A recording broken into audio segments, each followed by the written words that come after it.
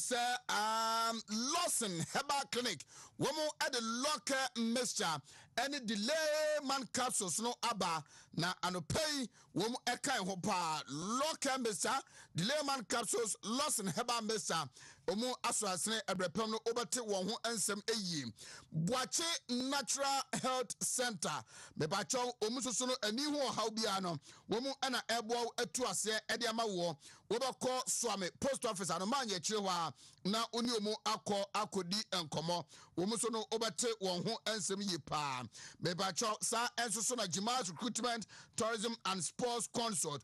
Wado so no owramu a na eya kwantuo ena womu edu etu na watimi akopiem na wakobo abrabo papa ewo honom. Jimas Recruitment Tourism and Sports Consult eno so ekan ho ene anope mebacho wo sa enso na fresh products no eno so aba unya bi na obobo a ebetimi aboa amwanya pomdene mapa omo the fresh herbal mixture and afi freshman and fresh lady capsules no enso aba mebacho yankwan na yankwohwe tumi run near Rade Herbal Research and Clinic omuso ebo adwumaso edema adase yabakọ na kwagya pomdene mapa enso so capital O2 and American for edema wo yanko jinro no be great storage bitters afi wenya living bitters female corrective formula power O2 no enso so ho a ebetumi abo akwaniasa enyina eso victory garlic mixture no bebacho unya bia ebeboa wo pa.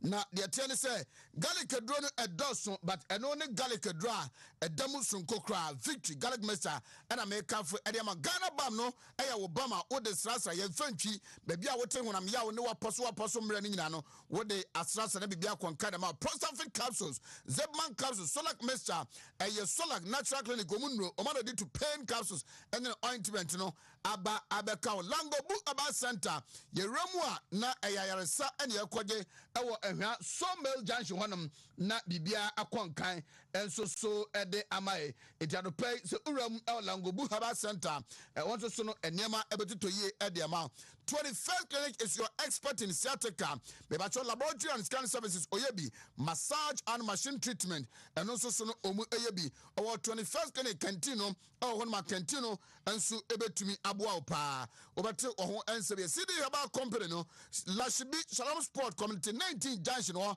and Ubehu Bepacho the attorney said what the nomianu and Abba city capsules and city ointment and also a bayani pediani mo juma amonya pomdinamapa prostate joy when you fear the night air cosra the biada is a traquine nanomba 1 capsule a day and also able to me I a prostate no mapa Natural Company Limited but the prostate capsules no no dinat and a cell strength and also airboy adasa fake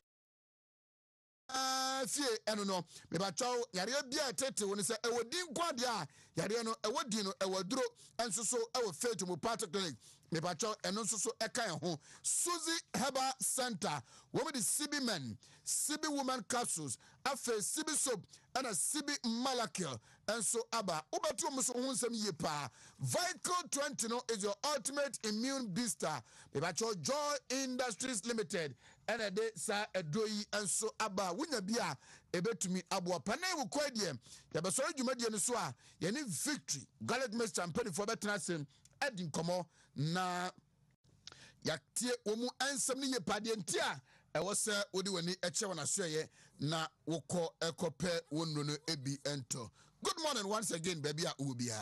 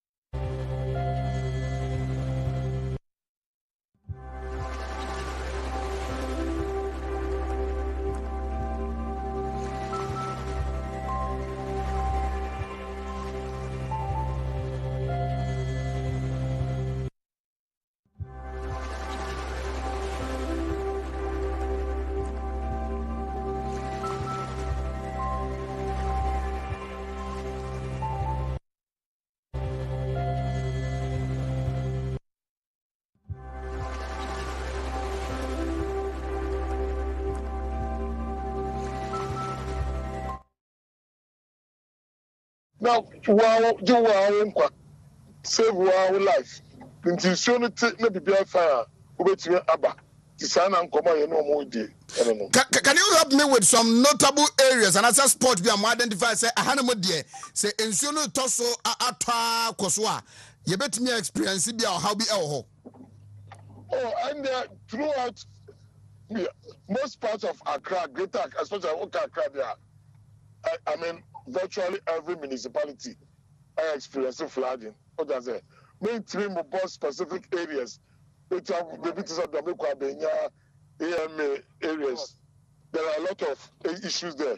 Okay. It's Accra a problem. And nothing Ghana shows out to say effort. All the 5 regions, you know, are key. It's all the areas. We have prepositioned men in all the flood-prone areas. So the response, you know, very swift. Right. Hesui egusua eto minim se mantimi met you for adding command hunu bia how long I be experience rainfall no ato aso saa Children, you know, moving command on a daily basis. You know, moving command on a daily basis. I update here morning and evening. And instead this year the outlook of the rainfall no about serious. It's a fish as it became the trigger. So I feel in Shunu and no bad day. And I'm just saying, no, it's showing in our coach, not in Ghana. The launch operation Thunderbolts. I'm pretty for you now. Oh, not in Ghana. I can say, they did tomorrow. Zina, me da say no pay. Senior Richard Amo Iyati, Director of the Inspectorate Division, NADMO, National Disaster Management Organization. That is that. Ensuno etuto. Enye suton kwa natural occurrences bia ede torrential eba ene de ene ankasa so kwampo bia yusu ne eban ema ne kofa ne ba nyina no wo mu etu ho ana more than den. And I was reading say ensuno ebekoso ato aso gidigidi say ya be na watwi mienu anase na be du a edi anim no. How prepared are we? Measures are put in place, you know.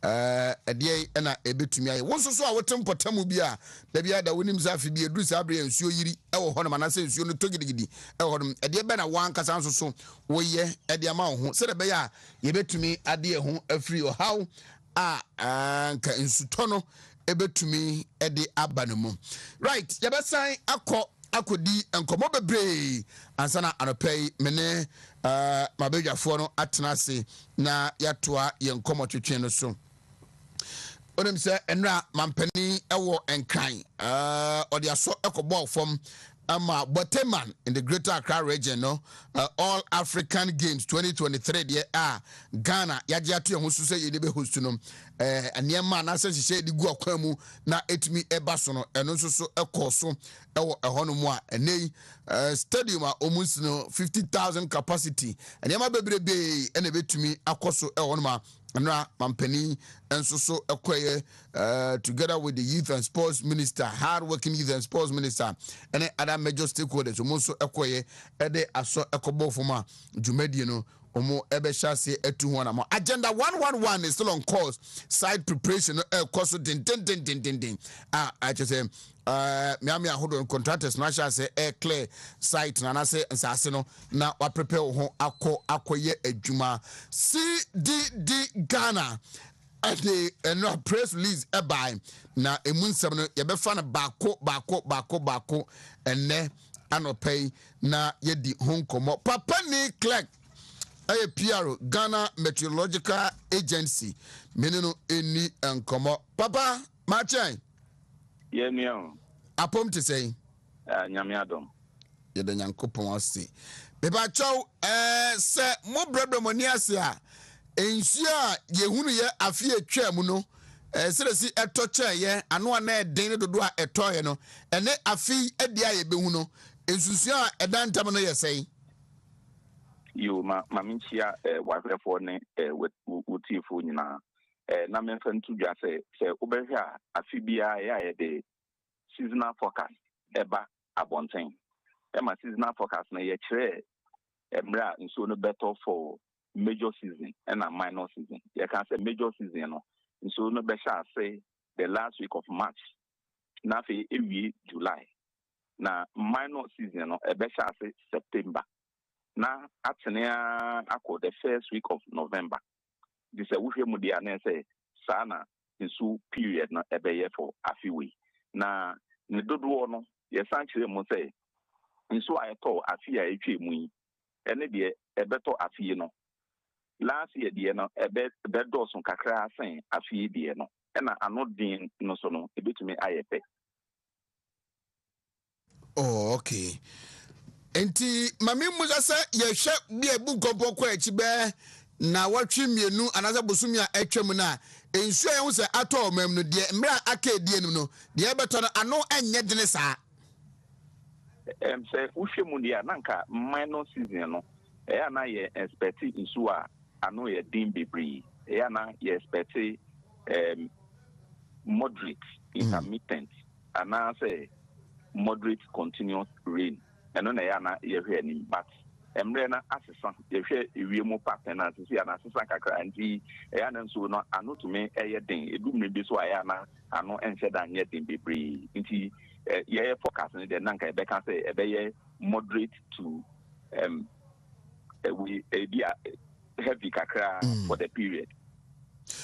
Menanan mofo adi nkomo sesi amemusa asema mebusa anwe eye nyankopon na etonu suo ne yentimi nya ho hwede but yankasa asetem no anhyehyɛ ebe na wose anasa na moba ne etuo se de be ya enkofa how kese emre yi you say usha nanka nsuo de na to a na ehihia esan say nsuo na na egu ye nua baso ma ye nya aduane na so usha human activity ama niama bebre esisi nansen nti se nso tope na ye dwen flood na say nso no to a na yenya flood situation se wo hwa nansen kumase flood ye pa wo mu a human activity a mechere ne se nya bi wo ho a ya na ense se isi dan wo se ijama nso na nkasa efa na kwan wo be hwe de na ye isi dan wo nya bi so wo ho a sa wo hwa enye se nipa betra ho na se ho ne ye a very low lying area ewo fompa ehọ na ya na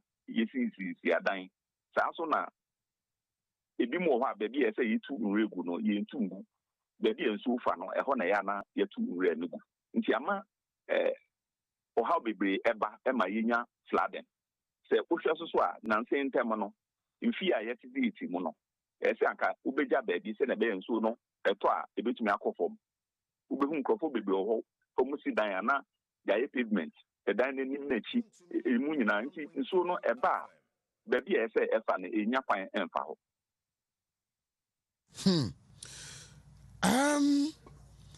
You mean say your activities contribute to climate change na ensesanya eba ewiemu nsache mu no emadachi no etesai dachi no se usha dachi de ese ye nyina ye boy ho ban ese nyina ye boa say what kind of climate change you say the climate change na the use of fossil fuel na me crude oil na ni nua no nti say you use fossil fuel na ne end product na carbon yi eko ewimu a na ka say nya nua e be absorb that carbon na say so nua yi so na yitwetwegu yi nti carbon no go straight into the atmosphere nti na a disturbing system no nti say you resort to the use of renewable energy instead of fossil fuel no renewable energy no ebine solar ebine wind energy sa na ma na ye ya ebitume abre climate change na se kakra afi ebinu dua nua so na say hu sa bible the green Ghana na say yimwe bi nua na de nti no na ebitume abre climate change na se kakra ye nua ye lose no ene de hu the effort ye make see e be dua bi aba be hyemu a abem by the here no kakra and as we have a long way to go. It's about planting trees. We have a long way to go because I was saying we are you chana edoso na nua so say udua enye dako na enyi e take time and sana enyi internet kwan e da e no e wasen ne abetwe mo no Opani me dasi anope. Yo me dasi.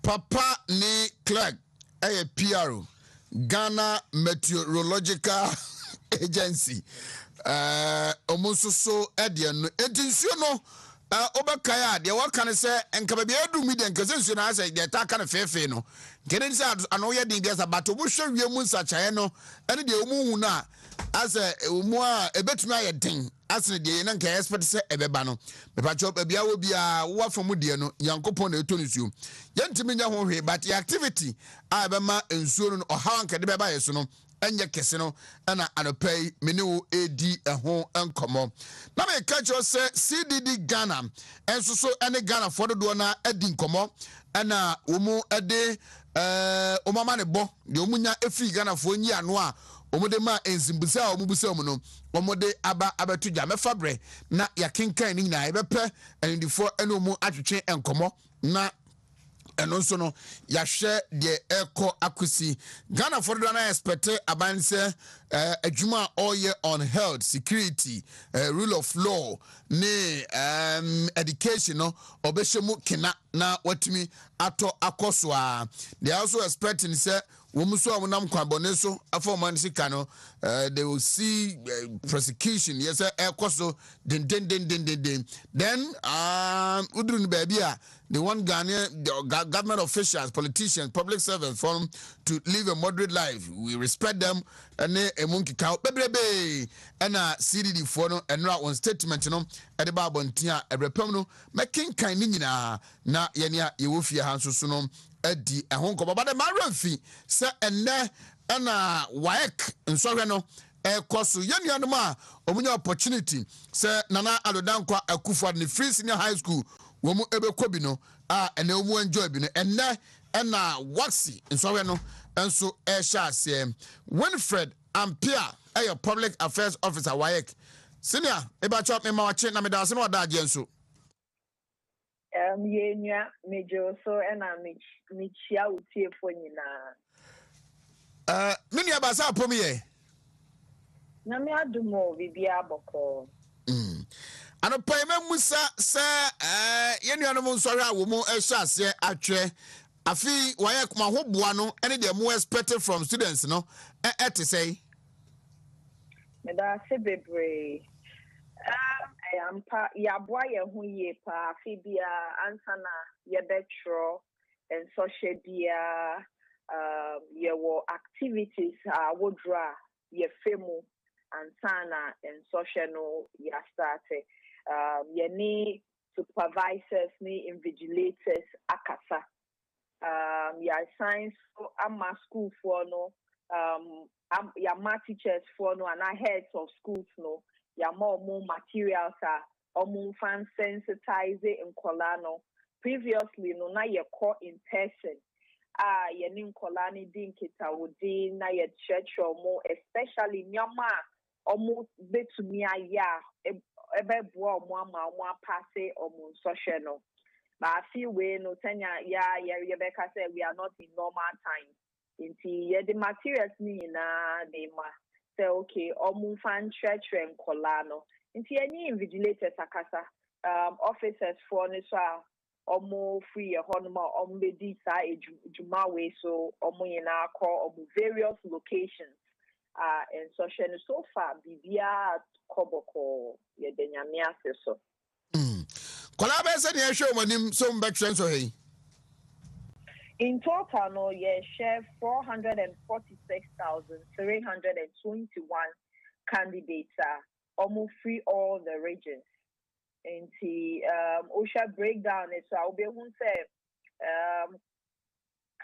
regional equal the highest number of candidates Ashanti region a free hono obeba eastern region and then now about Bono for na Bono West region inti sa bueno sa netinti in total we are looking at 446,321 candidates or more in social way and almost from both public and private schools and number of participating schools are almost in social na 965 schools are almost participating WASI for school candidates 2021. apart from Sabia, providing materials over the best sensitizing Kualani because of COVID, you know. COVID nama BB assessa wo nso we ne twere ho ana. BB ansesa meka senya yeguso ye ne social distance ne sitting arrangement ena the fact candidate bia was set time bia o share note marks inti ote exam hall na making sure that time bia o be share note marks o sanitizer be wo ho nchen a o de be fa onta ho nti eno ne ade fofora ye ka say new normal no nti eno pe na artisan bibia nsesa ye bibia nsesa ye na me so me de sa akwanya we so best culture candidate for the say in social way no if you're more syllabus nti it is not outside idea ye dia ya trail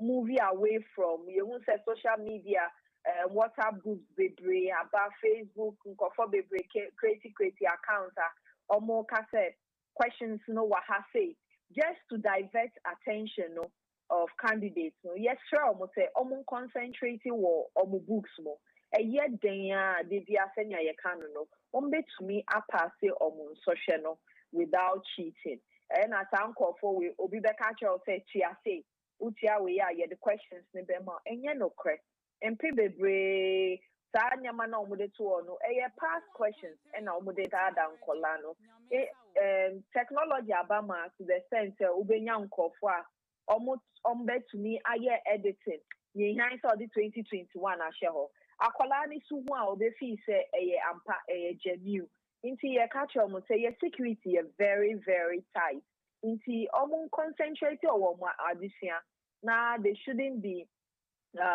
deceived by some for way rogue website operators and now WhatsApp groups are almost promising almost say questions are any answers are able to me abwa now kai so say fa foreign material bia and find examination hall yes and especially mobile phone with the mobile phone examination hall when tar papers no ye be cancel inti enye fine say o ma me abaya abre obia society obia ahwe na o de dakrope just some few minutes say o say why o waste o time ma o de omoni ato so no omoreho inti yesre mo bia mfa foreign material bia enfin examination hall in social no it is within syllabus no within means den a betumi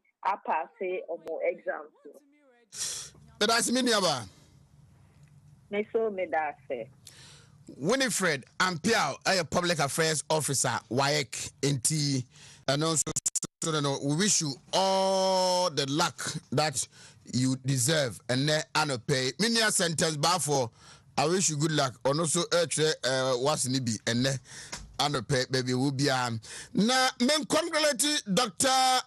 Nana Ayu FEA and I was sworn in as a member of board, no. Dr. Matthew Poku Prempe, the hard-working energy minister, the institutional napo, and so Eshe Emma Yesue Omunina in Omoso Ebeshase Aye Ejuma Ewo Honomo din boss and so Edie Enenom. Yabasa din komano ebio na Mamehe say meba na Mabtima be king can see the four Wamano bon our diabano. Na yedi eno so eho enkom bana no pay eyasida asida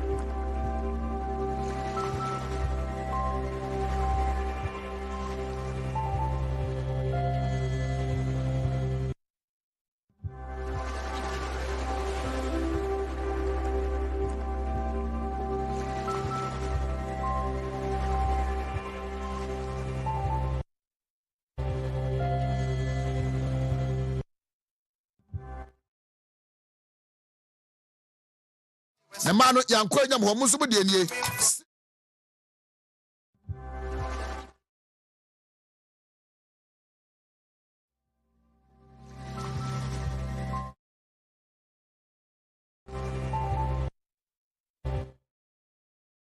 CB women's capsule ebetumi abo atu ase e the amount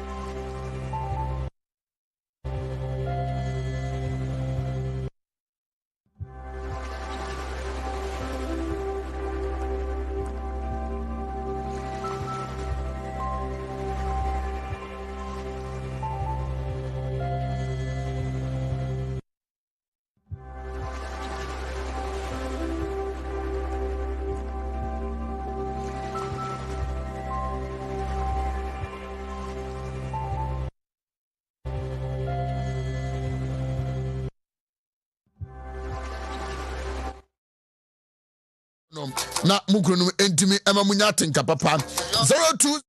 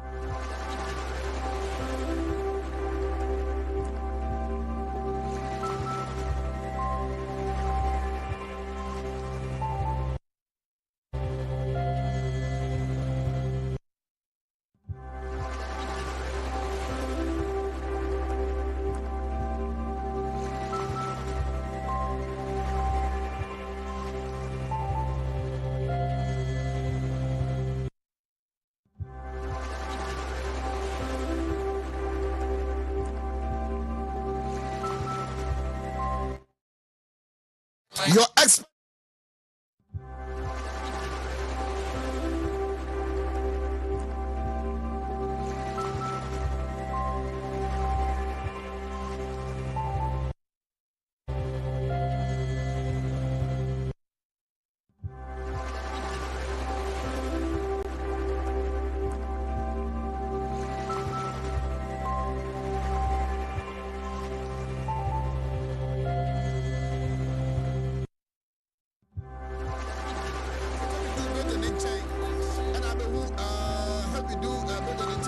First click. It's one of my.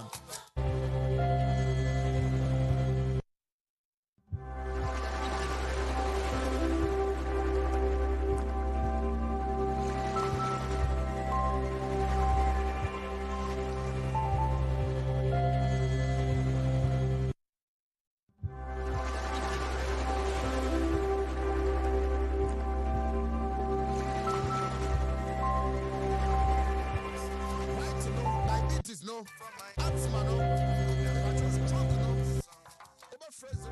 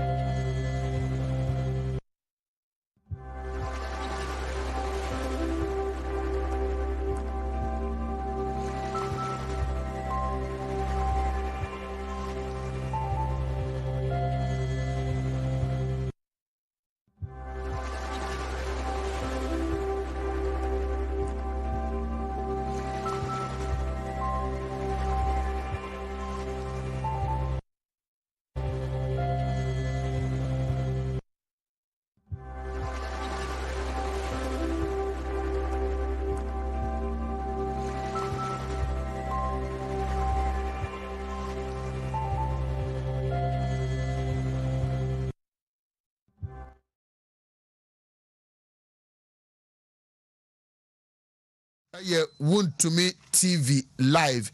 Home na obeko na wadi enkom. I understand say you bet me I exercise ba kubi aka ho ansa na kontuma me hwe say bet marking kind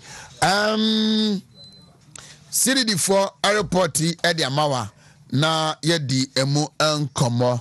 But before that, I think say meet my exercise we on phone no aba ansa na edin komo. Dr. Akufo-Addo Yamwa, governance and development expert. Meneno eni enkomo. Doc, good morning. Good morning, sir. Doc na pombo kwodie. Gamiatumo, say, many wahine ba na ekasa ya na. Me bacha wono a wo fasia na ne di nkomo yi. Good. Okay. Me bacha ma me break akra na CDD4 one reporter wo di abai me mo bo ensam na poso na femi wi a me ne wo emra emedi emu enkomo entino if you can help me ma me na yankin kan me highlights a ewo mu no na me ne Dr. Akufo-Addo Yamwa entwetwe ehonko so enra enomdi Akufo-Addo Yamwa. Hey, Isaac no kan na me dey na nkomu ya me matwa no agyan. Look, that's say I correction edema me. Enti CDD4 paper chokoso na nya ha na me packing kan. Me pe highlights no na akenkan na quickly me no doctor enimo enkomo ansana yaba abeto so ko anim ko mame na ko me patrojina here. So highlights of the findings, no? I see opinion about the outcomes of the 2020 elections. A cumulative 58% attributed the reduction in President Nana Akufo-Addo's vote margin to the president's policy decision and actions, cited by 21%. His MPs and appointees performance, 19%, as well as the president performance, 18%. Respondents attributed the loss of seats by the MPP to the non-performance of the MPP and its MPs, that is 33%, as well as the party's bad campaign strategy, 24% there. Again, respondents attributed the gains the NDC made in the parliamentary elections to the non-performance of the MPP's MPs, 22%, and the NDC campaign strategy, 15%. They also saw it as a way of punishing the MPP for non-performance. Look, me no befa highlights like mako timbienu amabobosu you know. Mamin tieu say the uzitiase and how it will help our political discourse. Me da si bebre say wunya bo ade a ye fe the respect so a was say udi kan validating who said the nipa ni tina ye the respect no. Methodology kura of far to the year, the sample size, how managing the sample, no, any data, no, and sana or the barbarian analysis, because we start to find it. Now, research be answer, we are conclusive. Once you conclude, then you do your findings. Your findings, you conclude, then you come with what we call recommendation. I am interested in the recommendation because it is based on the recommendation and we generating knowledge into the public and now we generating knowledge into the world. And it is a recommendation is your judgment.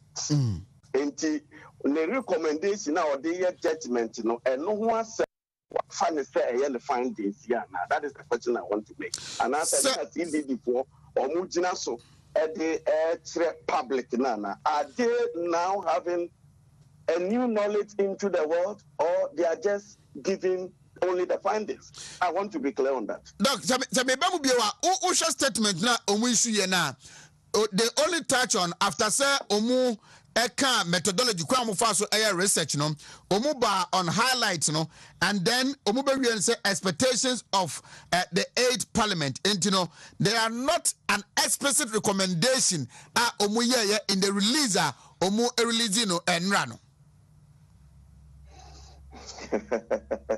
Okay, then I will say send your boss in terms of appointees, the president, and everything. It's a broad thing. They have to come in the form of specifics so that we will understand the context of the research. And yes, idea. Me, I can say their research is just on what you call the symptoms. It is not really addressing the root causes. Wow. Issues now, boss, is there something you think it resonates with the current happenings in governance? That one I can go in and say this. So we share the happenings in governance in this country.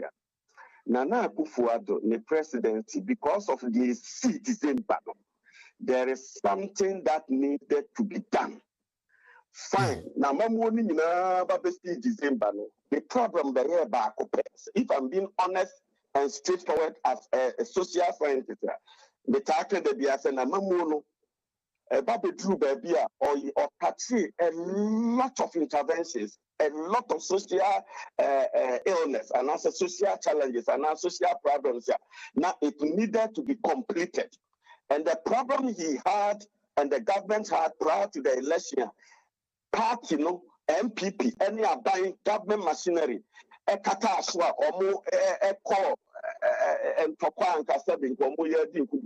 is because they could not finish the major and the numerous projects are it's no see and not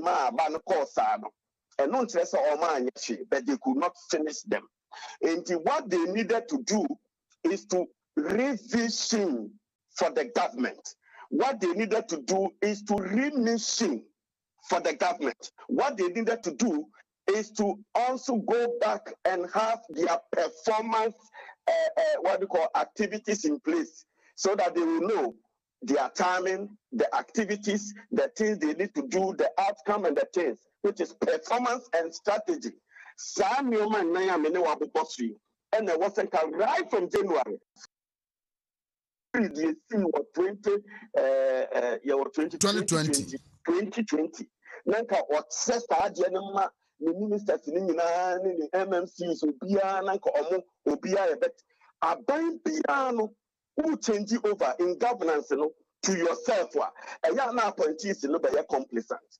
A young appointees in refuel because hunger a common what it pass 2017 any can be or penny per the constitution, what it is to me, say, or most certain company to man. Sound will come with the year. And I'm back to any campaign, any Numa is in the form of the change management process and as you have any transition, I am no more second.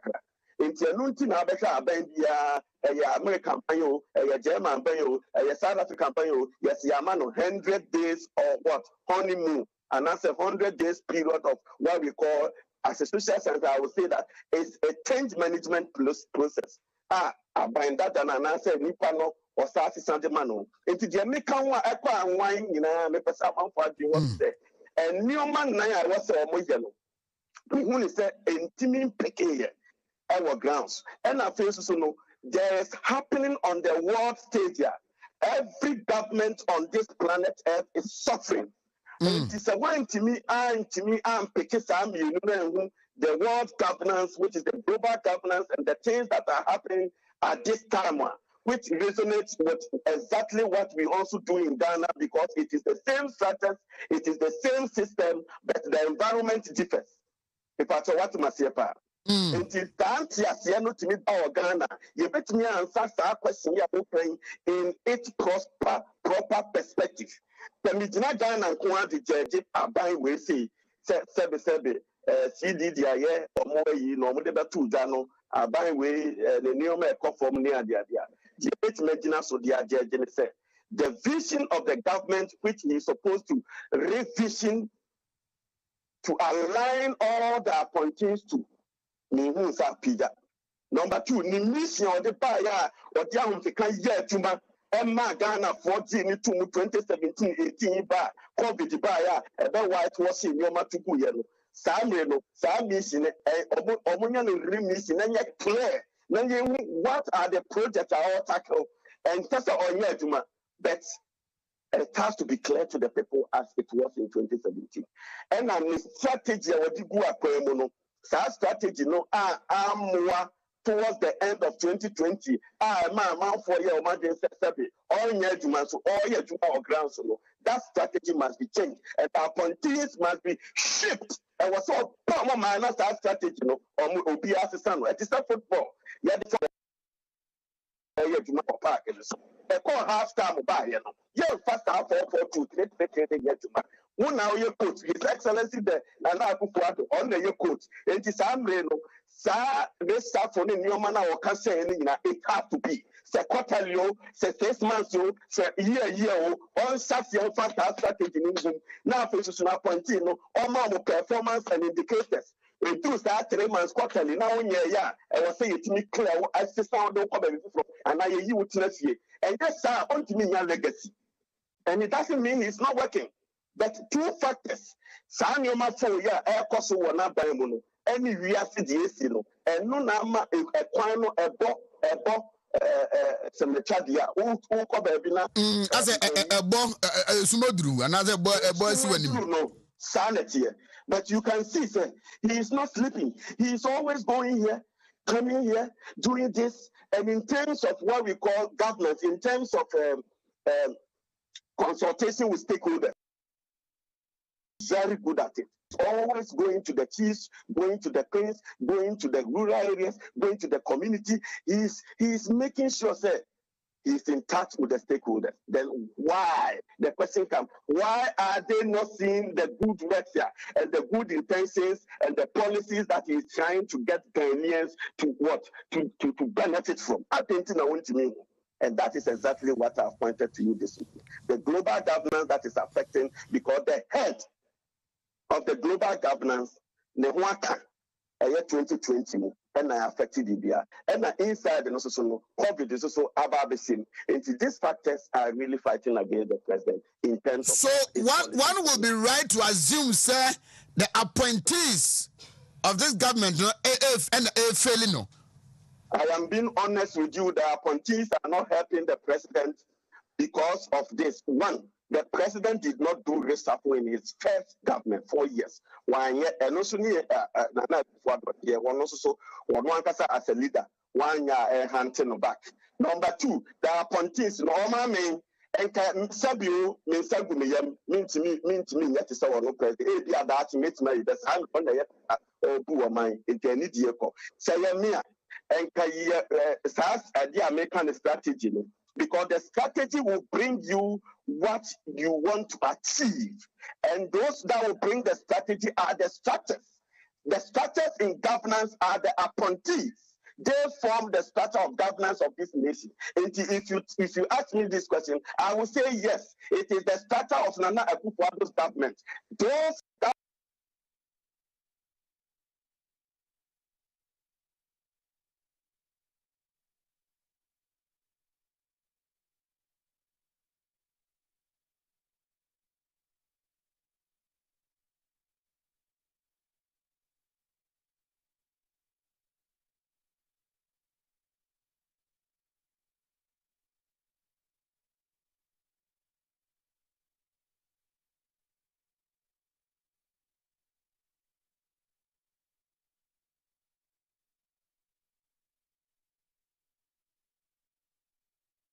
spark. Me who could come out, man, me one.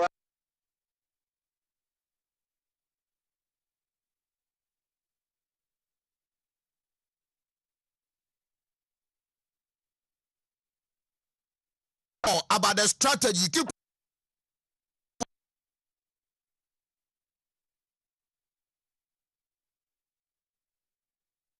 appointees there. I know any. Papa, I'm say we are the master.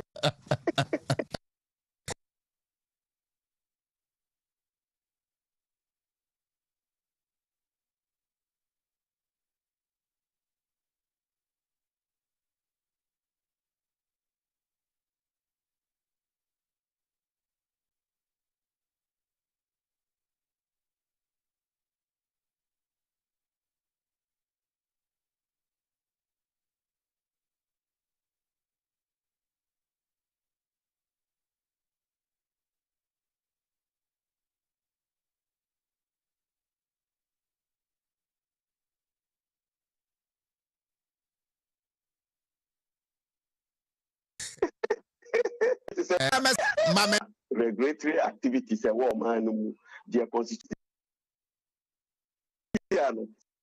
now of us to communicate to the public on his policies. Once a number 2, was a unya idea operational plan. The leader who is the one who is the leader of the government, the president, His Excellency, must have operational plan. If this time on the objective to do and to achieve. If we want on activities, what to do. After so all kind of resource areas, human and material resource. A nipa bay no minister ni delivery in terms of health, good. Say the same health minister in terms of human or maintaining material no whatever resources no. I was a changes about was a responsibility. Abano values any na assignment. And minister be also abide to me who said minister when you values here. A chain of some level where you be or powerful for market. And also when you be our yet Juma Emma Onya Adia or Bruni Freno. The return that comes with the work well done. And the world country because Masin here the result that comes with the work well done. Some minister no identify na that means in the values no. Now our sign to a normal a bit me ama abano ama result ama man for no saka in the form of service delivery. It is all we to say housing. Now who's the values no a front line values. Fanabra front line ministerial position. Your ministers need to be front line. Na Juma no Wontumi ma forward to explain and to make things public. Wontumi ma forward emma enipa kra nso ni mu entiano ka say honorable nie said the why nanim obu ho na ni attitude kra wodi ko nipa mu no emanipa bu fu ansa no magina wa tu. Because attitude is contagious. Ministers need the attitude contagious. Obu ha osere obia pesa sa minister no ba ha otimi kwatia obenya daje atia obia. That is what I'm talking about. And I feel so no if it's only 3 months in terms of what we call indicators. It is a minister be a 3 months man. Let's an indicator no get correct. One say sano and I say one yin cover the fufro. And I only let it. Senana Akufo-Addo person legate next one use new strategy. I may know what can once policies papa India bar to my grandson ministers intimate implementing the year no. Because at this implementation level no and was more planning. Now we take decisions and use the structure to organize for service delivery. If they don't do these things, Abano appear to the public say, oh yes, because it is the frontliners, it is those service delivery, the ministers who are implementing MMT for the young farmer, and also but that one is just a boy thing because if you are active, they are same human beings, they are same Ghanaians. It is a mark, it shouldn't affect the governance of this nation because they go 40 or more year a Juma. And those people must wake up. Say, Mark, what you want, when you're from one level, wake up and implement what you're supposed to implement. Deliver the thing in a better and a caring manner. It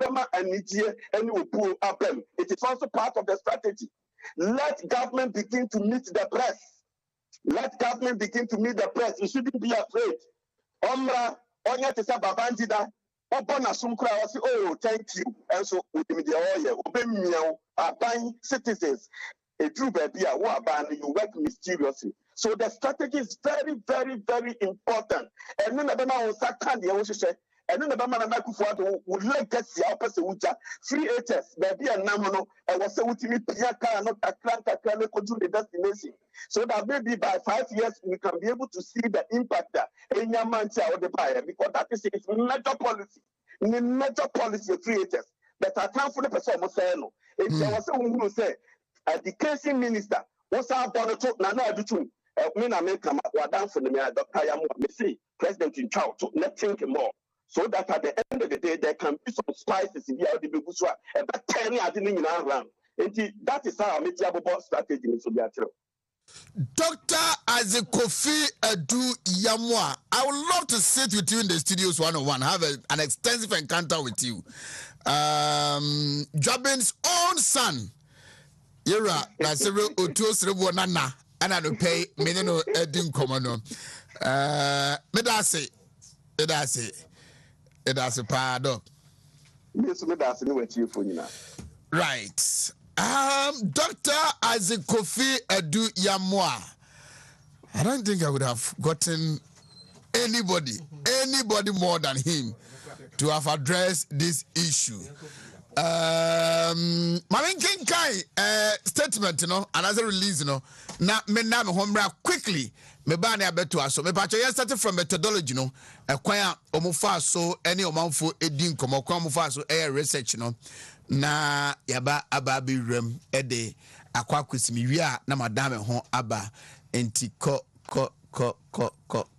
soro emame good ko background ne de headen here sa me pacho yenko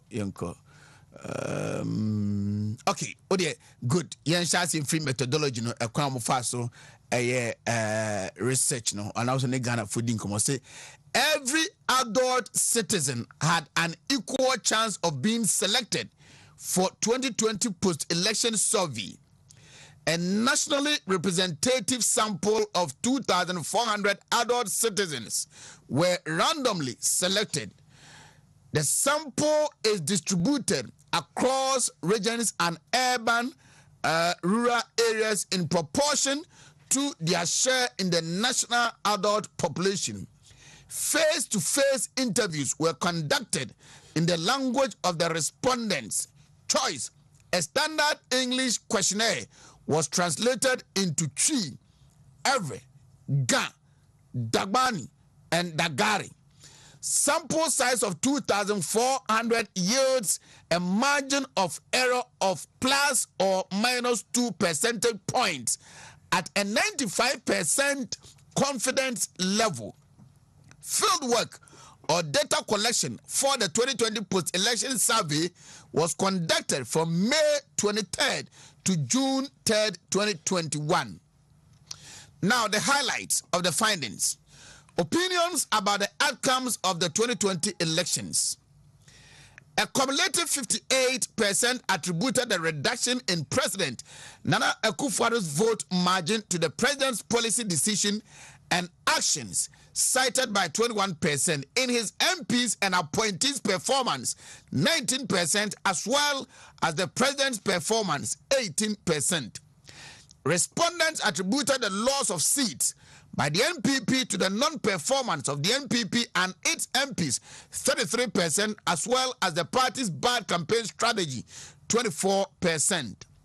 Respondents attributed the gains the NDC made in the parliamentary elections to the non-performance of the NPP MPs, 22%, and the NDC's campaign strategy, 15%. They also saw it as a way of punishing the NPP for non-performance. That is 13%. Okay. Opinions on policies, rule of law, and governance.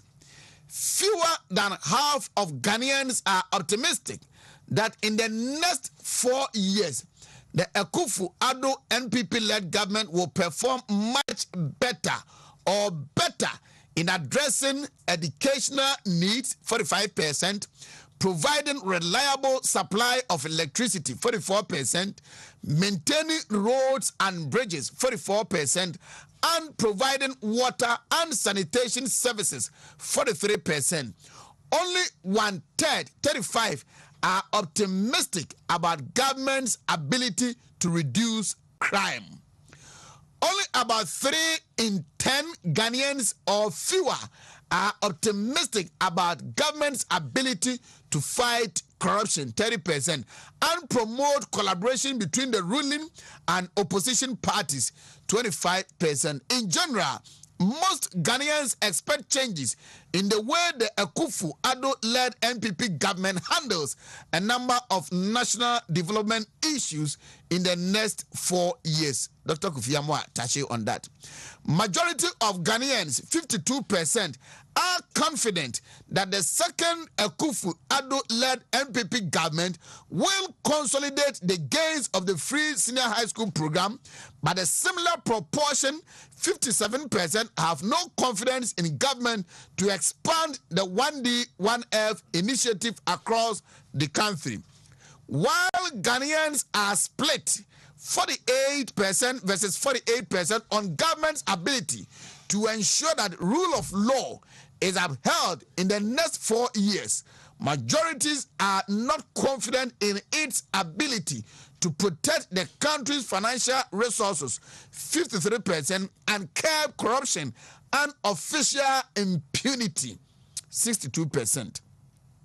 Ghanaians are evenly split in their confidence in government's ability to consolidate the gains made in the plantain, rearing for food and jobs program in the next 4 years. But a majority, 61%, express lack of confidence in the government's ability to expand the $1 million per constituency initiative.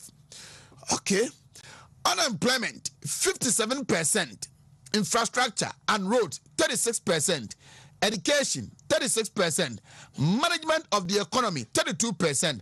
And health, 19%. Are the 5 top policy priorities Ghanaians would want to see government addressing. Education, infrastructure, healthcare, and agriculture are the 4 priority areas that a Ghanaian recommended for additional investment in case government wants to increase public spending. That appears government is getting right, because education and health, I'm hoping and praying you see to the realization of Agenda 111. Most Ghanaians expect the current composition of parliament to have both positive and negative impact on some parliamentary functions and government's program, while a large majority, 80%, say the current parliament will keep the executive in check and improve practice of parliamentary democracy. Many, 61, also say it will slow down decision making and make MPs connive more on issues that affect them. That is 60%. Majority of Ghanaians have positive views on the election of an opposition NDC member as Speaker of Parliament. Many of the respondents believe it will make the president and government more transparent. That is 77%. And also promote NPP NDC cooperation and collaboration, 72%. However, about a half, 52%, do not think it will make any difference. Significant minorities of Ghanaians lack knowledge of what transpired during the 2017 and 2021 ministerial nominees vetting, as they could not offer any meaningful comparative evaluation of the 2 events.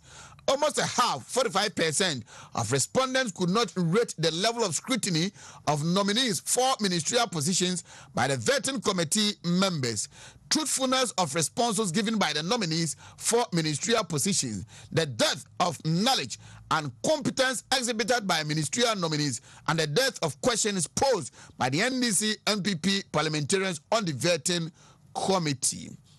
Expectations of public office holders. Ghanaians expect politicians and public officials to be accountable for their actions, 40%. Show integrity in their work, 24%. Be honest, 24%. Respectful. Maka said we should live a moderate life. Respectful, 19%. And competence, 19%. What can citizens do to ensure responsiveness and accountability?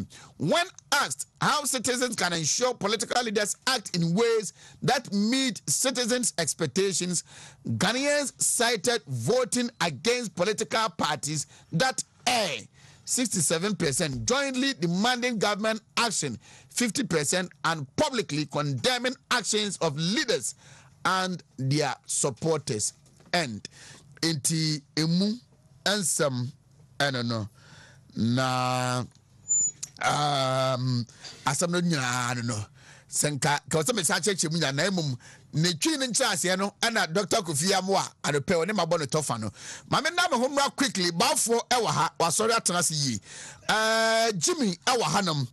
Fortunately for us, a research fellow will join us this morning, Dr. Smart Sapon of the Kumasi Technical University. Meba na yabedin komano pen kobo wenkwa ni edi na edi apon. If you are an appointee and you get offended, you just have to sit down and change. And one meba sisi ya.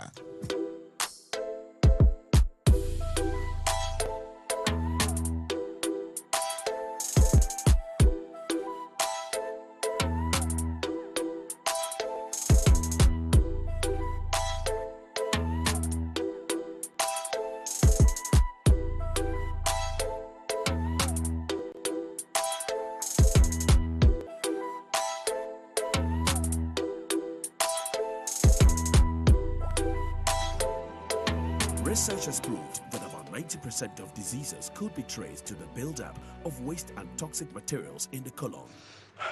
Excuse me, what's your secret? Living Bitters comes in handy to cleanse your colon. For bulk purchase, contact Capital O2 on 0244 225522 or 0270 225522 or 0550 40 9999. This advertisement has been vetted and approved. 21st clinic a sciatica expert 21st clinic ye hon ye dia bibidro esan yare wo ba ya yo lab test na wie no ye be ye o massage bi a wo ba wi asokra wo nya bi da ye wi de wato machine so ne dia bibidro ne dia wo no enti wo to ase ho no entini na wo ho no esane fa wo sirem wananse wo nantu nyina fa wo nanso ho nyina no sa ehun teche mape nurse wo die mia ye friend sciatica na wo mo ye expert e wo Ghana ha no e 21st clinic ye were more than 10 branches in Ghana ha wudu sunyane ye nie Kumasi enkran baabi say ye bia foforo e wo tadi ma efie kuma number 9 ho na sciatica expert 21st clinic adwuma obetimi afre wo frɛ number no branch na ben wo ne a kyerɛ wo na wo kɔ ho 0540 311311 0540 311311 sciatica expert 21st.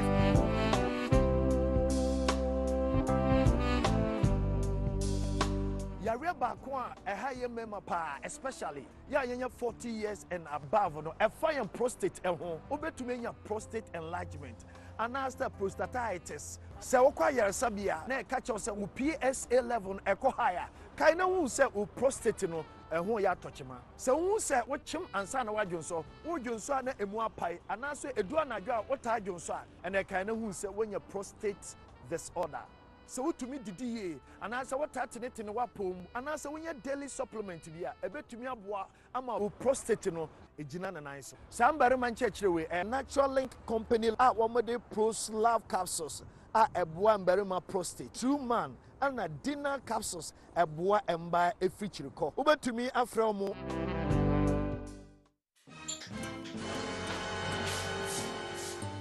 Water, what will I get your mouth? And that's all about the are fired. Malaria and tea. You are yet more bono. Malaria, therefore, yaw. Ain't I walk? I shouldn't a customers. One say, Mammy, I am smart. Upper CB Malakio. I'm money buyer or the eco school. Share. Say a Janisi berry market any malaria and tea. I want to mean. And now Emma will be around to walk. So we have malaria test. Maybe one. And better one. And the CB Malakio. You do not. And now can come as soon as I CB Malakio. And no way so there. And I don't grow. And yet that shit. A drawing your ma appeal for. About a woman for. Any quada one feed me. Susiana, what would you with FD Ashisha sa ejedi enkrato imu agia to muse enye. Dr. Solomon Asa Kanehubi, a Solak Natural Clinic. A hodie, Yemfire Yanko, and San Francofia Bie, na latest machines or Diaba Clinic hodie, and so when and so catch the cry. Oba or power, Bema when your low sperm count. Say yes, Sierra, waposu na yawya, after prostate enlargement, any prostate cancer, and an infection be about prostate nimudie. Solak Natural Clinic, Ebertinete, never diabetes any koko any obia waya kesia brosua ninyina ehun ro wo ho a ebetuma wanya fa hodie prekope enedie yenkochinchini pi enkose sika kwa ebra Solak Natural Clinic ewo ho a wombema wa yaresa papa ne bo san dafo seba machines papa na owo ultramodern diagnostic machine a obetumi dia hwehwe omu ehun yade bia ehaw ebra wo mre ho kra wosan wo body mass index machine a wode behwehwe nipadwanum ehun se bibia enso adeda na kwem wosan wo liposuction machine a eboa ma obi a waye kese abroso no eyiyi srade ni nyina afri nipadwanum Solak Natural Clinic aside the massaging machine a ebetuma miamia wafri wutri so akosi unase ama honam asisi hunso ye pa ema obi anada o hwehwe omo a fo ni kire kenten kro no omo ni Shell filling station no ene di nhwane mu ana komlemle Royal Castle Road a mo by Harvard Senior High School no ana frɛ 0553 932631 0553 932631 Solak Natural Clinic ayare safie papa no Victory, edu papenie. Victory, edu papenie. Victory. Hey, no one I'm going to months for doing victory, sir. Say you are not your swatch. In your victory garlic mixture, no. You're going Hey, and the victory garlic mixture. Let me join the celebration. Victory, edu papenie. Victory. Menu. Number gentlemen ndi me mafrosa ne ye. Menya victory garlic no. Ena me ho atome. Kane no. Me nati kakra na makuma bo mi periperi na mabre na me niso nyine bri me na sisia no menya victory garlic mixture no bibia ye kama and then let's celebrate da onya fie dumi you know appeal for any oba or man for intimi mfasa adro ibi victory FDA agi edwadie enkrato yi atom. This advertisement has been vetted and approved by the FDA. A good papa. Ganabam, if your apostle, your waist, all your body, you make bazaar. Thank you so much. What are you doing?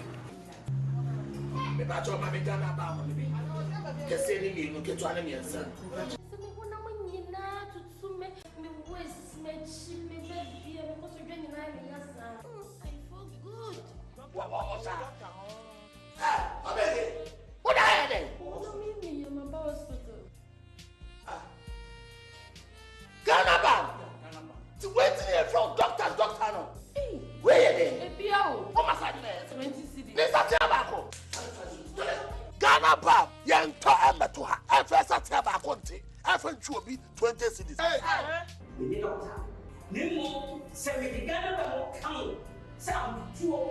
So if you make time from Ganabam, you can resist.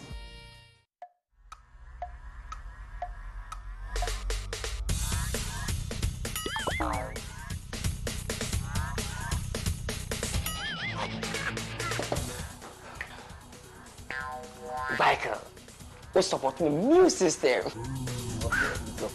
Yeah, Mama Michael. Pacho, what Tony near? Let's not go be able to go in the Me ko support my business for your new system. Hey, I say Michael t-shirt. Mato t-shirt. Me ko ba be fan kai no. Ni t-shirt go mama. Boss, champion, Mr. Mr. Willie one. Okay. Michael, supporting a new system. And your well-being.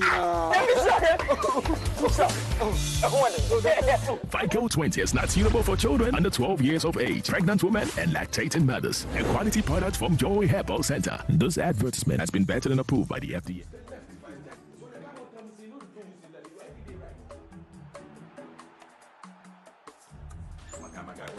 Watch the game. I bet more. Jikosi. Oh. The only man, remember can think of football one and say. Charlie, neninje, misumininje, uniha, nyauhiane, freshman capsules. Naji fresh lady capsules. Emo obano, and one ye use. Freshman capsules. A one member pomuding. Fresh lady capsules. A woman ma omutia omufichu. Fresh co capsules. A yema kuku. Fresh products. Hashtag live your life. CD capsules. CD capsules. CD capsules. My body say. What body imprensa? CD ointment. CD ointment. CD ointment. And also what brand CD imprensa? Mo se wo pe immune support. Pa. Se do nipa kwa no be wa adwuma said yes sir. Simple. Kope CD capsules. Enyarewa mo bo rough. Ye nim so anante ana wa adwuma kakra bi no abra ye so week bia. Enya me how pa no. Enya what CD capsules nkan. Wo ya so mde kope bia. Wo house watcha. Ena CD ointment. Eye do tatahwe ada obenya ho no. Ko CD Herbal Center ya. Wo ye CD ointment ni CD capsules no. E wo Lashibi Sharom Sport. Ya e Ben 19 Junction. Na ko tie se general body pains. Nya no ko todwe eye no ya. Na e ko na poso honam ya. CD ointment. Enti 2 days shrim e ko ya wonum di CD capsules. Shrim e ko wonum CD capsules no. Na wo di CD ointment so e massage. Na menya ni nyina bi wo he. Pharmacies, chemical and herbal shops. Dudwa for 050-5767-425 and 0209-682836. A pin for a batter one more manu for an kwadawo ni fiedum yenunka. FDA, I shall say a dreading crowd to my Tashi, medamu nyina mo ase ene mu dede wa bra me di malam langobu ayeta frɛ no tashi ho dance kyerɛ mo a mutua na mo ansa na medi obi ho dance na kyerɛ sɛ me hwene tia sante mo mani bo akɔhoma papa no ameka na asɛm no onye ni paketo adua mo akua mo adua mo papa yi ede bibiduro ɛsa yade a ɛnwanwa na ahudwiri enti ene bre so obi kase bia wo tena sɛ ma stroke yade ahano bia emse no ɔnte tashi papa ne sa yade bebre sɛ ma de yade ana hawo na sɛ gono tashi wodi sima ana si na preka na de ɛnwanwa ahudwi kura ne sɛ stroke yade no achiwo na yemfa nkoto ayade sabia amunum hwa ukɔ ne nkyene a sima tie tashi pro capsules so ho ɛno so ɛboa edi mema kagina mu mo mutum bo adwuma yie wɔ mpamu na ne cream ne ho asɛm anka de na me yada mu sane sɛ cream nwanwa so no so ɔde aba no ɛno ana sɛ kokɔ fifiri obi to a wotimi na munya sawa de ka ho na wodi tua na so de fefa so a seconds amunum hwa na ate wobɛhu na kyira kwane ɛwɔ kwa bra hwa ɔbɛnya hwa so me no ana bibie ni afrɛ na homatofo 0242 665 168 ana 0204 299-890. Man face homeopathic clinic. Yes, I am here. Crown, Mitchell.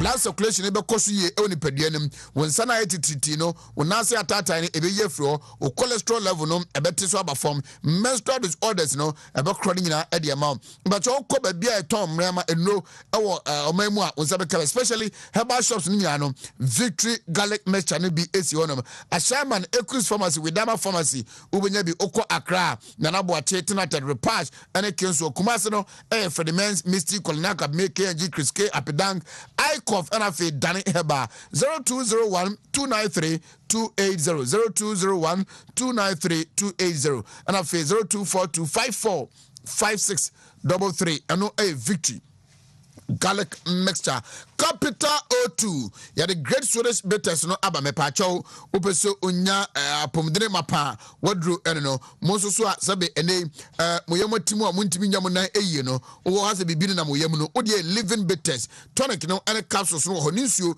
ene to pai ne emara mo de female corrective formula ebeboabo asiesi menstrual cycle no ye ade ma na bema no wo so wakoto power O2 na waye bema mu offenso station wonum e Kumasi room na obehu capital O2 womo atena ye no 0550 077999 0550 077999 and answer 0244 2255 22 eno a capital O2 womo enunum Tumira near the herbal research and clinic mepacho hypertension, diabetes, typhoid, malaria, menstrual disorder, waist pains, infertility, anemia, liver disorder, and kidney problems, you know, with the Tumira near the herbal research and clinic. Obetima from our 0244 961696 0244 961696 Pancrono Market, Pancrono Jom Honum, Pacific Filling Station, no, woman, you anything here, more pay.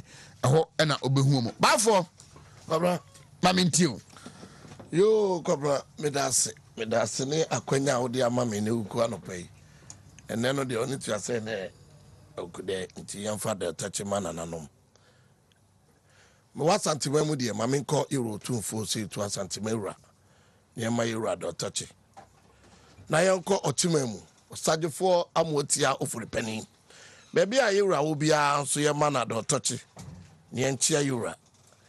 Ye kikakwe ya nimuno. Kwa baby a Bernard and Tubosi Yako, the indefatigable chairman, 3-time chairman, Sati region. Baby Obutuano Pebia, Mamentia, no. Na, Kwabra, Mami, my yen no monkey to a ne or fastenum, ye nana no man, ne almost no exams. Kwabra, Babia, Ubia, Yamimi or Majunim.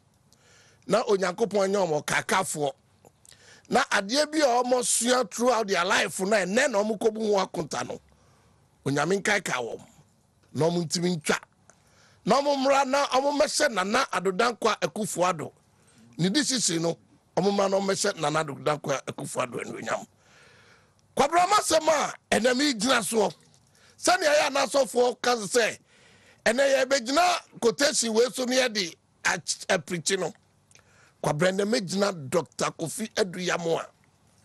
Dr. Akufo-Addo Yamoa minimu wiase da na bebia wo bi enhranka ho. Bebia Dr. Akufo-Addo Yamoa. O no pe bia enhranka ho. Na nado danko Akufo-Addo aban no. Emu nsam no kure wom e na waka no. Na nado danko Akufo-Addo aban no. Emu nsam no nukure wom enene Dr. Akufo-Addo Yamoa wakano. Are ho. Say na nado danko Akufo-Addo. Esa di ministers bi baabiem. Are ho. Ministers bi bia bon anka esa na nado wo baabiem. Wo do mo ba ye no wo huni etoto. Wo huni eto MPP aban no.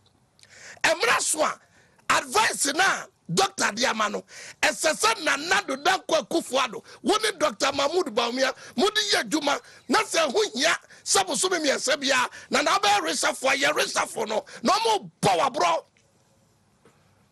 Na nado danko Akufo-Addo, womo power bro. Minister pa, wontenenka. Yeti Ghana ha, na nado danko Akufo-Addo, me ever since would be to Jama Ghana 40 say, Wabo Papa wedding, why any minister no? Nana Sada and I'm telling from maintaining can be. None of the dog Akufo-Addo, we won't say, one come minister, one quiet day, one quada. Nana, our point is Nibidie. A B, Anna, Dr. Yamu Akano. Nana the dog Akufo-Addo, oh, Yajumo. Oh, Yajuma, Yanumsa COVID-19 aba.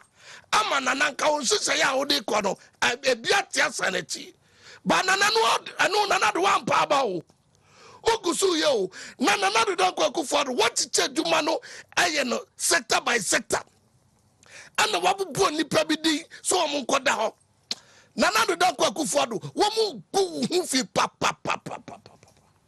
ministers ni bi nana media obo ministers se kwabra na ya na fidie so amakwan Eka minister wa bon wa ehunsu wa bon ye be boni din wo boni ya de me ko minister bu akwaje dey oh Dr. Yamoa on the anya research he made emphatic statement which we believe they are all facts they can check na nado danko Akufo-Addo aban was say hano so be beka say na nado perform it or recommend say can meet the press no and never bua na nado danko Akufo-Addo.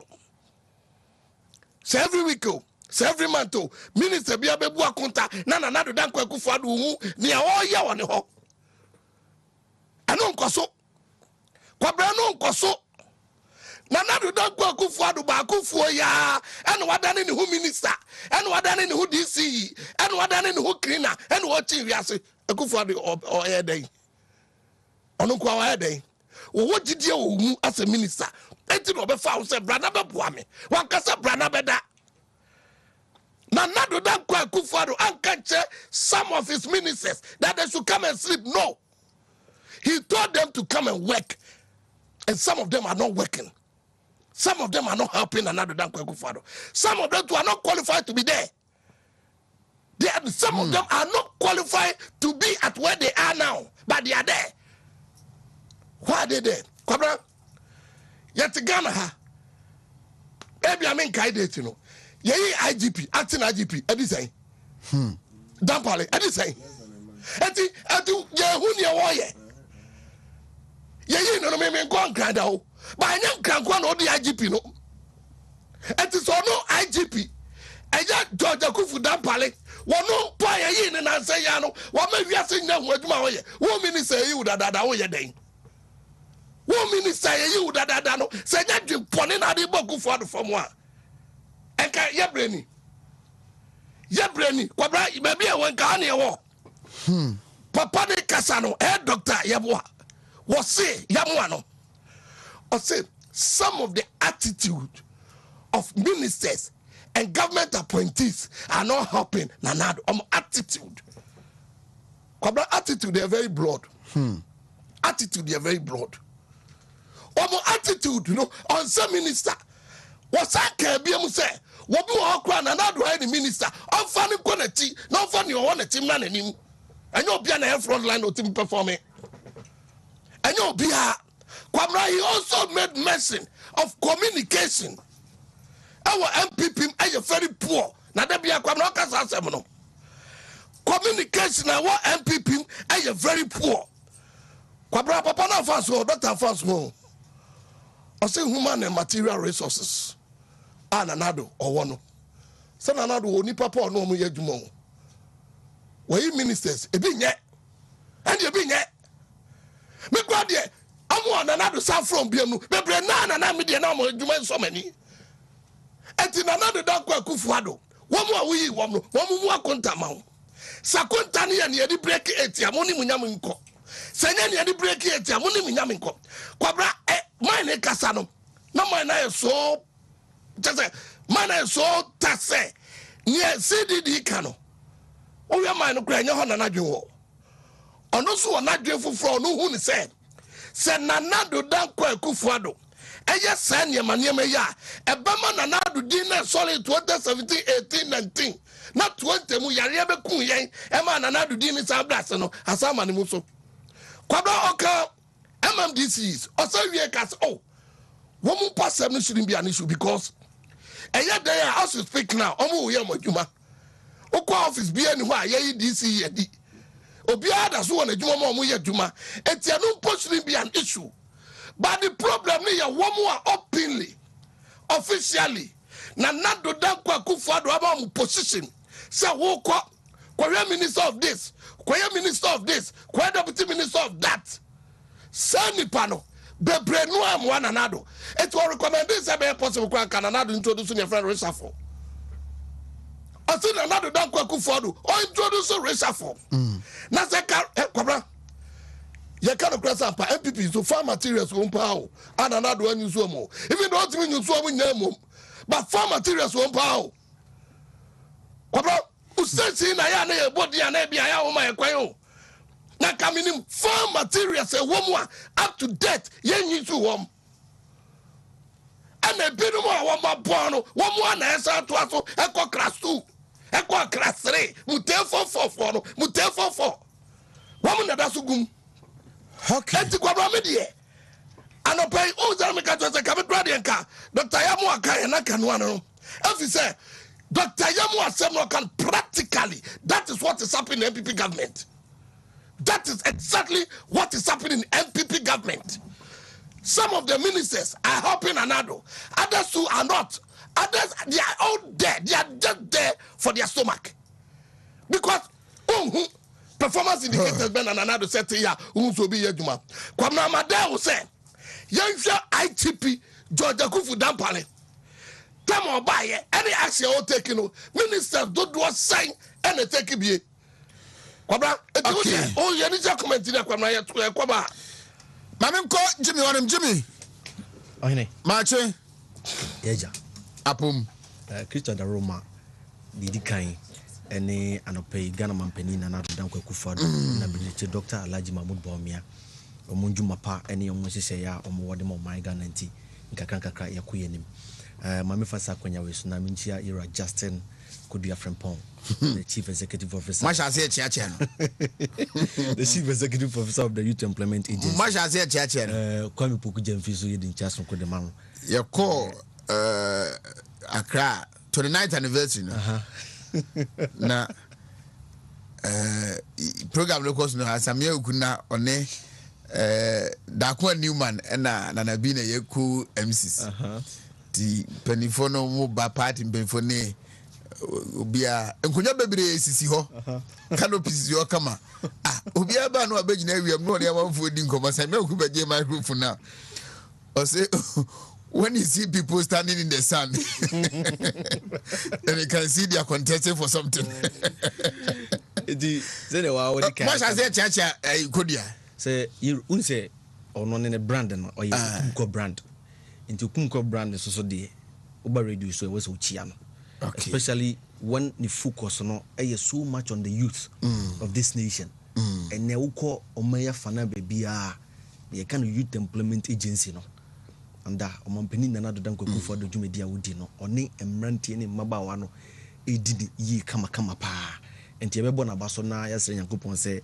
anamoto bi a wotu no Nyankopon emoa no na oni nkonim e wo sa na moto na amanse south so ye DC Kwame Poku Jamfi ye chia no na me papa Peter Macmenu so me din chia sonko e de man the new board chairperson of the Cocoa Board meaning say under his tenure the Cocoa Board may record over 2 million tons of cocoa na midi no ira Kofi Ofosun cancer Opofu yeah Opofu we're making a Kofi Ofosun cancer exactly as when him say CD for this beba very well we're making a clarion call say the NPP as a political party must focus or find a means and answer a system here you be identify potentials people who can get the job done in this party e was in your system here yɛn mpanyinfoɔ betumi use sɛ ne yɛduru abato a yɛwɔ system bi a yɛtumi de yɛ coalition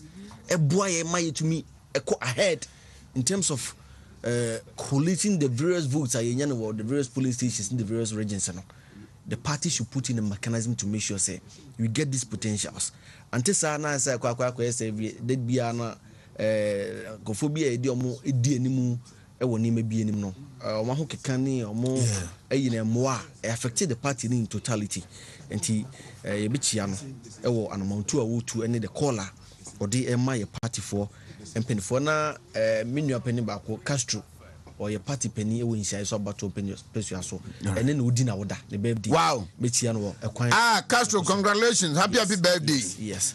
There's no other better month than September. Yes. September. September. Yes. Na yetiesim no. Mefa nhia so na mehia nhia so fo nyina obi a wagibre wo nhia so abato mpesua so a uti dwumadi. Ohine ba ani ya yiti dwumadi yakwa yese prior to 2020 election. Okay, let me go back to 2016. Prior to 2016 elections, no, and some the way a manner election is equal, you know when this is for the corrupt cases are leveled against them. No, I'll be honest, it worked. We had people like Victoria Hammer, we had people like Victoria Hammer. The list is a very long list. They accepted say dream day ketache say proye kankanya ye de to ndisi ama yuku no so ene mampini data John Dramani Mahama so no na ye no kore obi ti say Victoria Hammer otumi ba abonten be ka say ono no or per $1 million votes. $1 million. $1 million. Ewo amemunim the vision any the mindset or the ba amemunim was to get that money. That was the mindset. Yeah, the man position or the baba be achieve. So clearly, the allegations of corruptions that was leveled against the NDC and John Mahama was not allegations per se. But now, as a political party, no, say those things were happening within their governance. And truly, when the NPP campaigned on some of these promises, we made Ghanaians to understand, say, when we get the nod, we will do the due diligence. Na omwa nisika afa omonsase under John Dramani Mahama and in the NDC leadership from 2009 EDBC 2016 no ye beje say deal with Ghana for. Ohine, I would make it clear on your platform. Ama ubia o hwe dwumedie no enya the understanding say the NPP as a political party one way or the other has not failed. And I'm repeating myself. Me say say the NPP as a political party one way or the other has not failed in our attempt to fight corruption. Make I say a kwebi so no. And I say in percentage wise, and I say in totality no. You 100% achievement with what we are supposed to do. But we have done something remarkable in the history when it comes to in the history of this country when it comes to fighting corruption. CSA o mai anamon tu a yepese ye fight and as ye cook it as no proye no. Under NPP, both the Akufo administration and then the Akufo-Addo administration, we have done something. And nothing na ye catch Ghana for say we need 4 more to do more to continue with what we have already done, consolidating the gains of the 2020 elections. Ohene, mami make it very clear. Say ye kase aban anase amayukua ene dey am no kase obetumi fight corruption. The NDC do not come close. NDC amayuku omon ben ho kra. So the option now lies to say the NPP and our leadership no will put in the necessary mechanisms to get things done. In our first term, he failed us woefully. So NPP in a constitution, in a manifesto 2016, when it comes to the fight against corruption, to get this job done, we were able to fulfill the establishment of the office of the special prosecutor, getting or appointing the special prosecutor himself, and then again making sure say there is a law backing the office and as the operations or the functions of the office of the special prosecutor. We were able to achieve this. But the young boy who modern, and yes, young boy, and yes, young crowd, but young boy who modern to the ordinary Ghanaian no, is getting the money from these corrupt appointees are not more in this to return the money or to be jailed or to be punished for whatever that they did. And no na meka say and pempensua yedi koduru no na it was not appreciative to the ordinary Ghanaian. And no nana and de ama some of this surveyor ye kan ho asem no enyina so ayeden abem because clearly ohwe survey na didia amanfo ewo NPP amaye kuonim any leadership or mampani na do danko Akufo-Addo to curb corruption and as ye be corruption and as ye be protect the public personnel sa gidi no ekwan bi so no kofom na on the record aya na me pese me bobo some of the cases are MPP amaye koi ba ye yetumi address right from President Akufo time EDBC omampani na do danko Akufo-Addo time. And the cases are currently a work quarter. This government And now he's not sleeping on the job when it comes to prosecuting corrupt government officials. No, the MPP and then the Akufo-Addo led administration is doing well. But no kure woman say the system I want, and just say who the assembly call ya na ye die wie na ebu nipa no. They say be on return sikana na say ye jelino. It takes time. See, you can say, your court, you send some near quiet first or you did some a dance here, you been witnesses, a mobile be a dance here, processor, you see, that system, no, it takes time. And as I talk to you right now, the number of cases are a work quarter, this MPP government, making sure say, Sika in Pinifuano. After Monsasi and at the NDC in Ebeji says this government is doing well. Apart from Momoa, already Yedikan Ajeli Omono, the government is doing well. And then let me say this. Say clearly to the CDD reporter and the Abetua Montano. There are a lot of allegations, especially within our first term of office. Allegations of corruption. And in my initial statement, me making it clear say the allegations that were leveled against the NDC was true. And then they themselves made us to understood, say, and something near my idea to Omosono was the truth or was the fact on the ground. ABM, the same allegations, no, and then they aba against the MPP. And a DNA abano anamuntu awutu no. Ebema Ghana for any did say, sa allegations we edited to Musunina no. A queen be sworn na enye credit. It was a mere propaganda against your government. The communication outfit should make sure say and chichirimu bi wo hono ma e wo se ye de ma Ghana for a. And I say ensem bi wo hono ma e wo se Ghana for eti ase. E fa ensem a ne de ye ka edigu omampani na nadu danko Akufo-Addo na mamu hufia e wo se ma ne ba abonten a. The communication ministry, the information ministry, one more. You decide you made in a summons and they should up their game.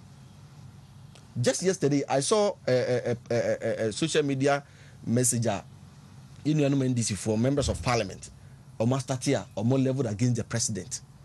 Now, the Omo Yen say, Omoko internet, CBS, Mampeni, you know, President current with two call Germany. And he say, flight Mampeni de corner. They just go on the internet and then they Google the interior of, they get the interior. I say be a flight, be a star, this particular airliner. Yeah. Oko internet, ubinya the interior of the airlines. Then they do a write up and then they post it. So Mampeni enjoy, and then some of the pictures that they are circulating on the media crowd, photoshops near and there. Mampeni te one ma aduani si na nim plane ma ne mpane na di nyina. These are what is going on. And clearly say abino through the ministries and put up an action. And that's a man for and motubi and tohonoma. And kakran. It will work in the favor of the NDC. Even though the allegations there. But allegations, people will use it to vote against the MPP. Ebema are bid to break the 8 in 2024. No? Very, very difficult for us. And we want to tell CDD, and then every Ghanaian and pay what watch on TV say the surveys, we understand and then we accept it. That's a feedback. The Ghanaian people and demand the government.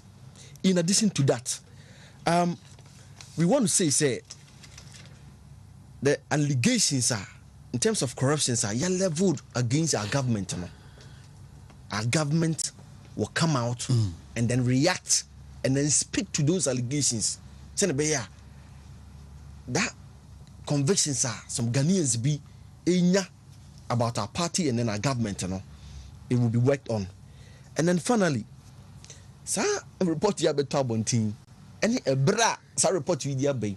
It clearly tells every Ghanaian and then every good people of our party say we have a chance to break the 8, especially when we are going to work towards whatever recommendations are and then they report on the aba.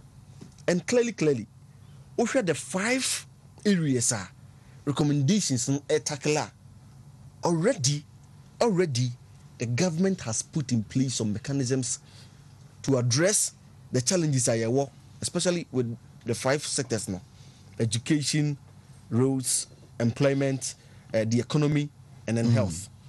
I believe say Agenda 111 will be a game changer with regards to Ghanaians' mindset about say going into the 2024 elections now. And what say yes to about the MPP man. And my first akunya is Naminchia era Dr. Insiasare, special advisor to the president when it comes to health matters now. Or and I know say likewise the minister is also doing a good job. Again, the management of the economy. And I know said the vice president of the republic, Dr. Mahmoud Bawumia, will do justice with regards to ene and some information or the Bonting as head of the economic management team no with regards to the information that we need. See the now ding against for other foreign currencies. Even though after COVID-19 any some aftermath gradually pick it. And clearly there are reports that show clearly say Ghana is among one of the nations picking in terms of the economy right after COVID-19. You can't acquire one sense so you say the contractors are on site, they are working, and we will plead. Say the contractor mostly GOG funded, you know. Aban ebemana ni akohona yura mu akwata so any the deputies or muye dwuma so will go ahead and make sure say sa akwan ni nyina no e be na mesre ade we very very important. Akwan na yinwie ya no, we should make sure say we will complete those rules. Na enema nketin bi wo ho a ye beti yensa ayeden afiri ho.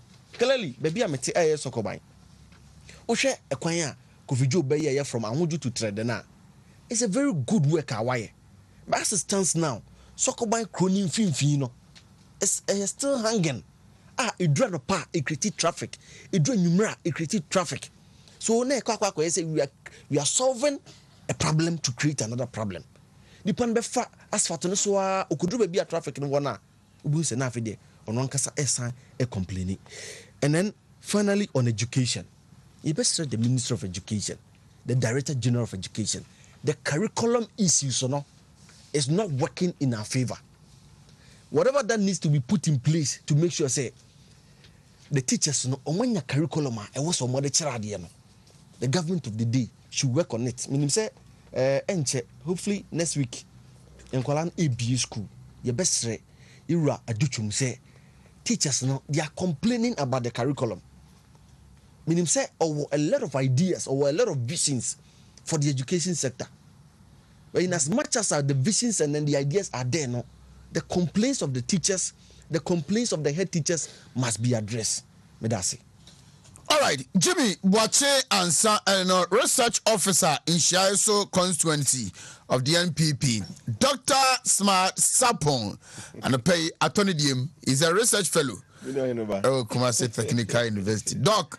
Yes, I was. CDD Ghana. Yes, Medo Ase, Ohineba. Na Machia, Nonperforming for Minimum Studio. Ne Ebusiafo, Pim, my Jim Reasha, Wontumi radio, so none of pay. Mebo, Minyanum CDD for Nabaso. For some time now, Ayana, Minimum Penny for Nibi, I meeting Zoom, any idea, any idea. Yeah, bon komo wachire. In fact, researchers ejumadi mu yesa interested in democratic development ne ma fa oman nkankro na oman ye ho no.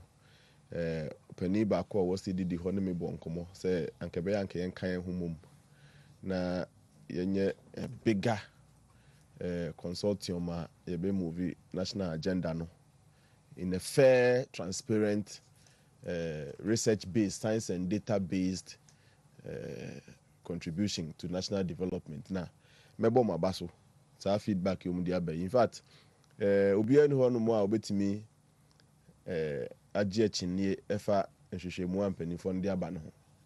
Wa obegye chinye na say onye ready so besua de. Because there research de ba na say research gives you the fair and objective view of the situation. Ebi mo ho no ma ye say ni oye no NDC ninti no there's no truth in it and your any MPP there's no truth in it. So your MPP ni so your NDC ni it is an information or the amount. Also the state machinery and I say also me sure say party be on the research team. O pa also see echi na so ko hey. Na so tie ni ankro for be ka cho. Na efutu a me dem de be political parties nyina any obi a odo man Ghana ne say ye na say ye nom researchers nhwehwemufo Kumasi Technical University Uba your Institute of Research, Innovations and Development, the whole institute. 5 different centers are various types of research I bua mine cancro. Na CDD nom universities akese ni nyina ukomu ayo seasoned researchers were one more omuda research directorate sanoa. Omuye brano research deba. Yebesre sempo party research officers beye bibisa amamoa. Ana national security beye hwemu bi saa amamoa. Eya efutu ni se mompe independent researchers binom te say yen oba Kumasi aye be pona to ho.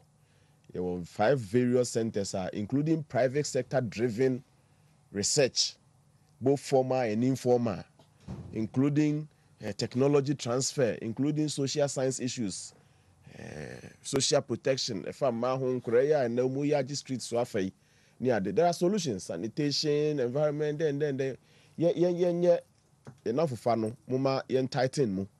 Na yembe universities no yes are ready. Say you know from next 2 weeks me am rewrite my office. Na my explain my ba office say nkra na mu ba betena ho. Ya kire mo say ye research na na base e kofe man kasa a ugina so dey take decision e boa wo. Nti no mum ye mopono na universities no ne agencies no both private and public.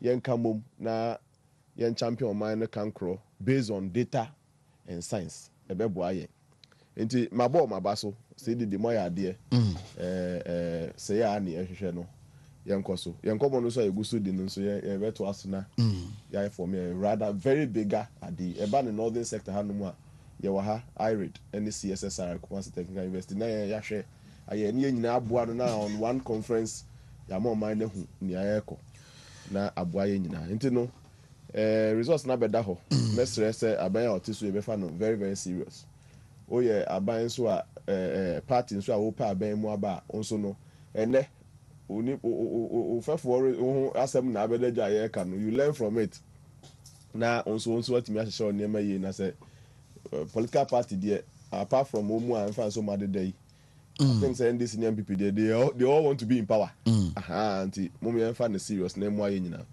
My personal observation over the first term of Nana Danko Akufo-Addo ne say Onuankasa as the president Oshe Bra Wabre from Committee for Joint Action if from that time 50 that time ne kwa na Oshe ne campaigns are well lead nim demonstrations ni ade ne nsem mu ka Professor Dubois time President Kufuor time even before Onuankasa babe candidate eniema no champion no nanka osesa ya nke be minwanwa se na wantimi amfa o man ho do anhye the first time ni mu anaso benya akonya as president nanka wantimi anya nka misi nke be minwanwa pa na ono as a person oye ni obetimi aye in fact at his age honor wo hwe ahoɔden a papa no be tu abekwa ya na mranti amudi na chikwa na na omu ya brebre then the man keeps going eba ne saa man who don't keep you going nti yesi wo ko school ni ade a ya akoye course a wani je ho because ebedu baby na mu ayeden emu yeden a wani je wo mu there is the interest you have that will urge you on that will push you on ebedu ona say wo ye course bi a wani nyi ho atimi kura jai school nti na nkura bebre timi ko school san jai bet na fi nti no ono akasa as president eni na be de che nya mebo anu mo nya no a young man who was also interested in mine can crony ade a my omu first time ne very fantastic at omumu level. Honorable Frema Oseo Pare, Chief of Staff. Me sure say omampani etimi je say no nyam ya ye kan ne ya na ye ono so ntoto ya oye di manage Jubilee House. Enya easy say oba be hold it that position. No, we are holding it with excellence, sincerely speaking. Into no me bo ma baso. Na ne ekoba aye ne say out of the plenty ministers, into me, your man make against the number of ministers. In fact, Ofi are sending the number of ministers. Now, my say along the line. And because it's 4 years in Bekwe, the Nanka, what is be that, sir? Because we had Miami of Damboche Dia, it was special purpose ministry. Branabe Buana, Adi Ada drawing board, so over 45 years. Yeah, now regional creation, go for say, and Raya Asemu. Ache papa. Otif Woko Yi communicate be by NHS for 45 good years. They were pleading for a region. Sana Western North 1 year. Now free Western North Nance and I'll be do takrade. Obi concur and we do koda da. And so you are in your region. But say be be free me body and me job also. Asawen so no more be do second takrade no. Senior Obi kota mali and we do a job. I didn't know they are same here. I thought say special purpose area, but no second time who's a difference abem. Some of those ministries have finished their work. Nyamiadum omude kuna bewi. One ministry PP normally they have been weighed off. But ministries are my top 10 ministries are my bomb abasu in the first term of Omampeni Akufo-Addo amemum. Not in the order of their performance, but the community akaten. Amewu and I say energy and napo education. Omunyina so no mu ebeti chefo asam na America nya say omunku abato ye dey on no leader. And trade and industry. Na me research be arrangement and say na share in education the top ye ni ade dey but omunyina ya ade. Finance, youth and sports. In fact, youth and sports no deserve special ade. Youth and sports as a ministry. Say opening betimi atena for 4 years. And then a man for atimi aye adwuma boom, whether friction or no friction, atimi manage team at the sports ministry for 4 years or Heneba. For me, it was in fact in one term in President Mills, President Mahama time, sports ministry inquest some ministers bear 4. Agrek se bear 3. Na fifi kwete ba na miami nua kwabna don call ba na we ba. And easy to be at a place like sports. Finally, Nila Tebeye Kakradi, ye na we bana we ko. Now share the impact as sports, ye ninko, but oko regions ni mua youth and recreation centers, sports centers, I wa AstroTurf idea, bear ye, or never me and fan of watrasa because youth and sports are one key area, the reforming society.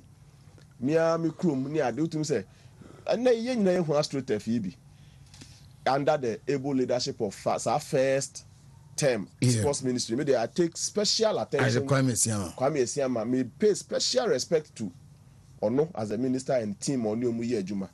Minia Professor Peter Chumesi, National Sports Authority, Nimpeni for a can home. Muye said Juman for 4 years at a ministry that Minunia name say a honor cry. Now share regional integration, regional rearrangement, Minia Dambochi Makanasem, a Greek. Impact agrek here in the first term. It will almost beginning of the second term ye so. But me ka first term ni minister say yeah dear bomb homo de pa abu and dan Akufo-Addo. Tourism, finance, road and communications. They were my top 10 ministries communications, roads, tourism, agrek, regional reorganization, youth and sports, finance, trade and industry, education and energy.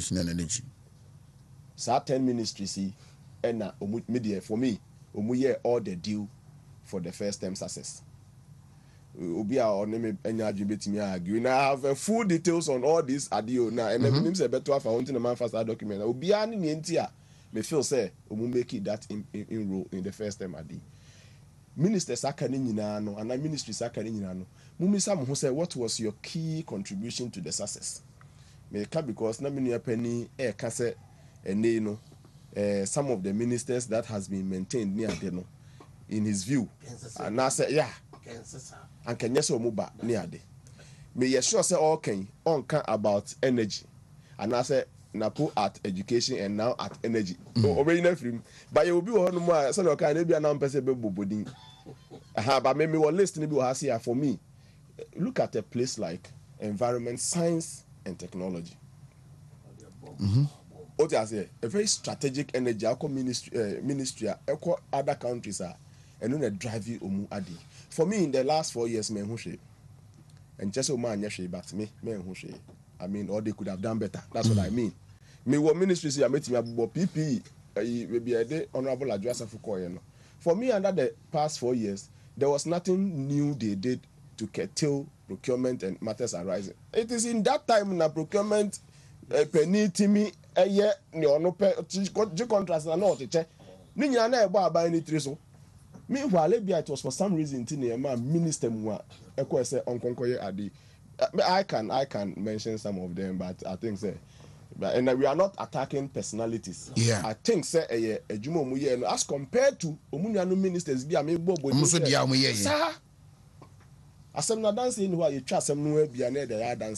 and nobody should think Onuni ministry was not well resourced.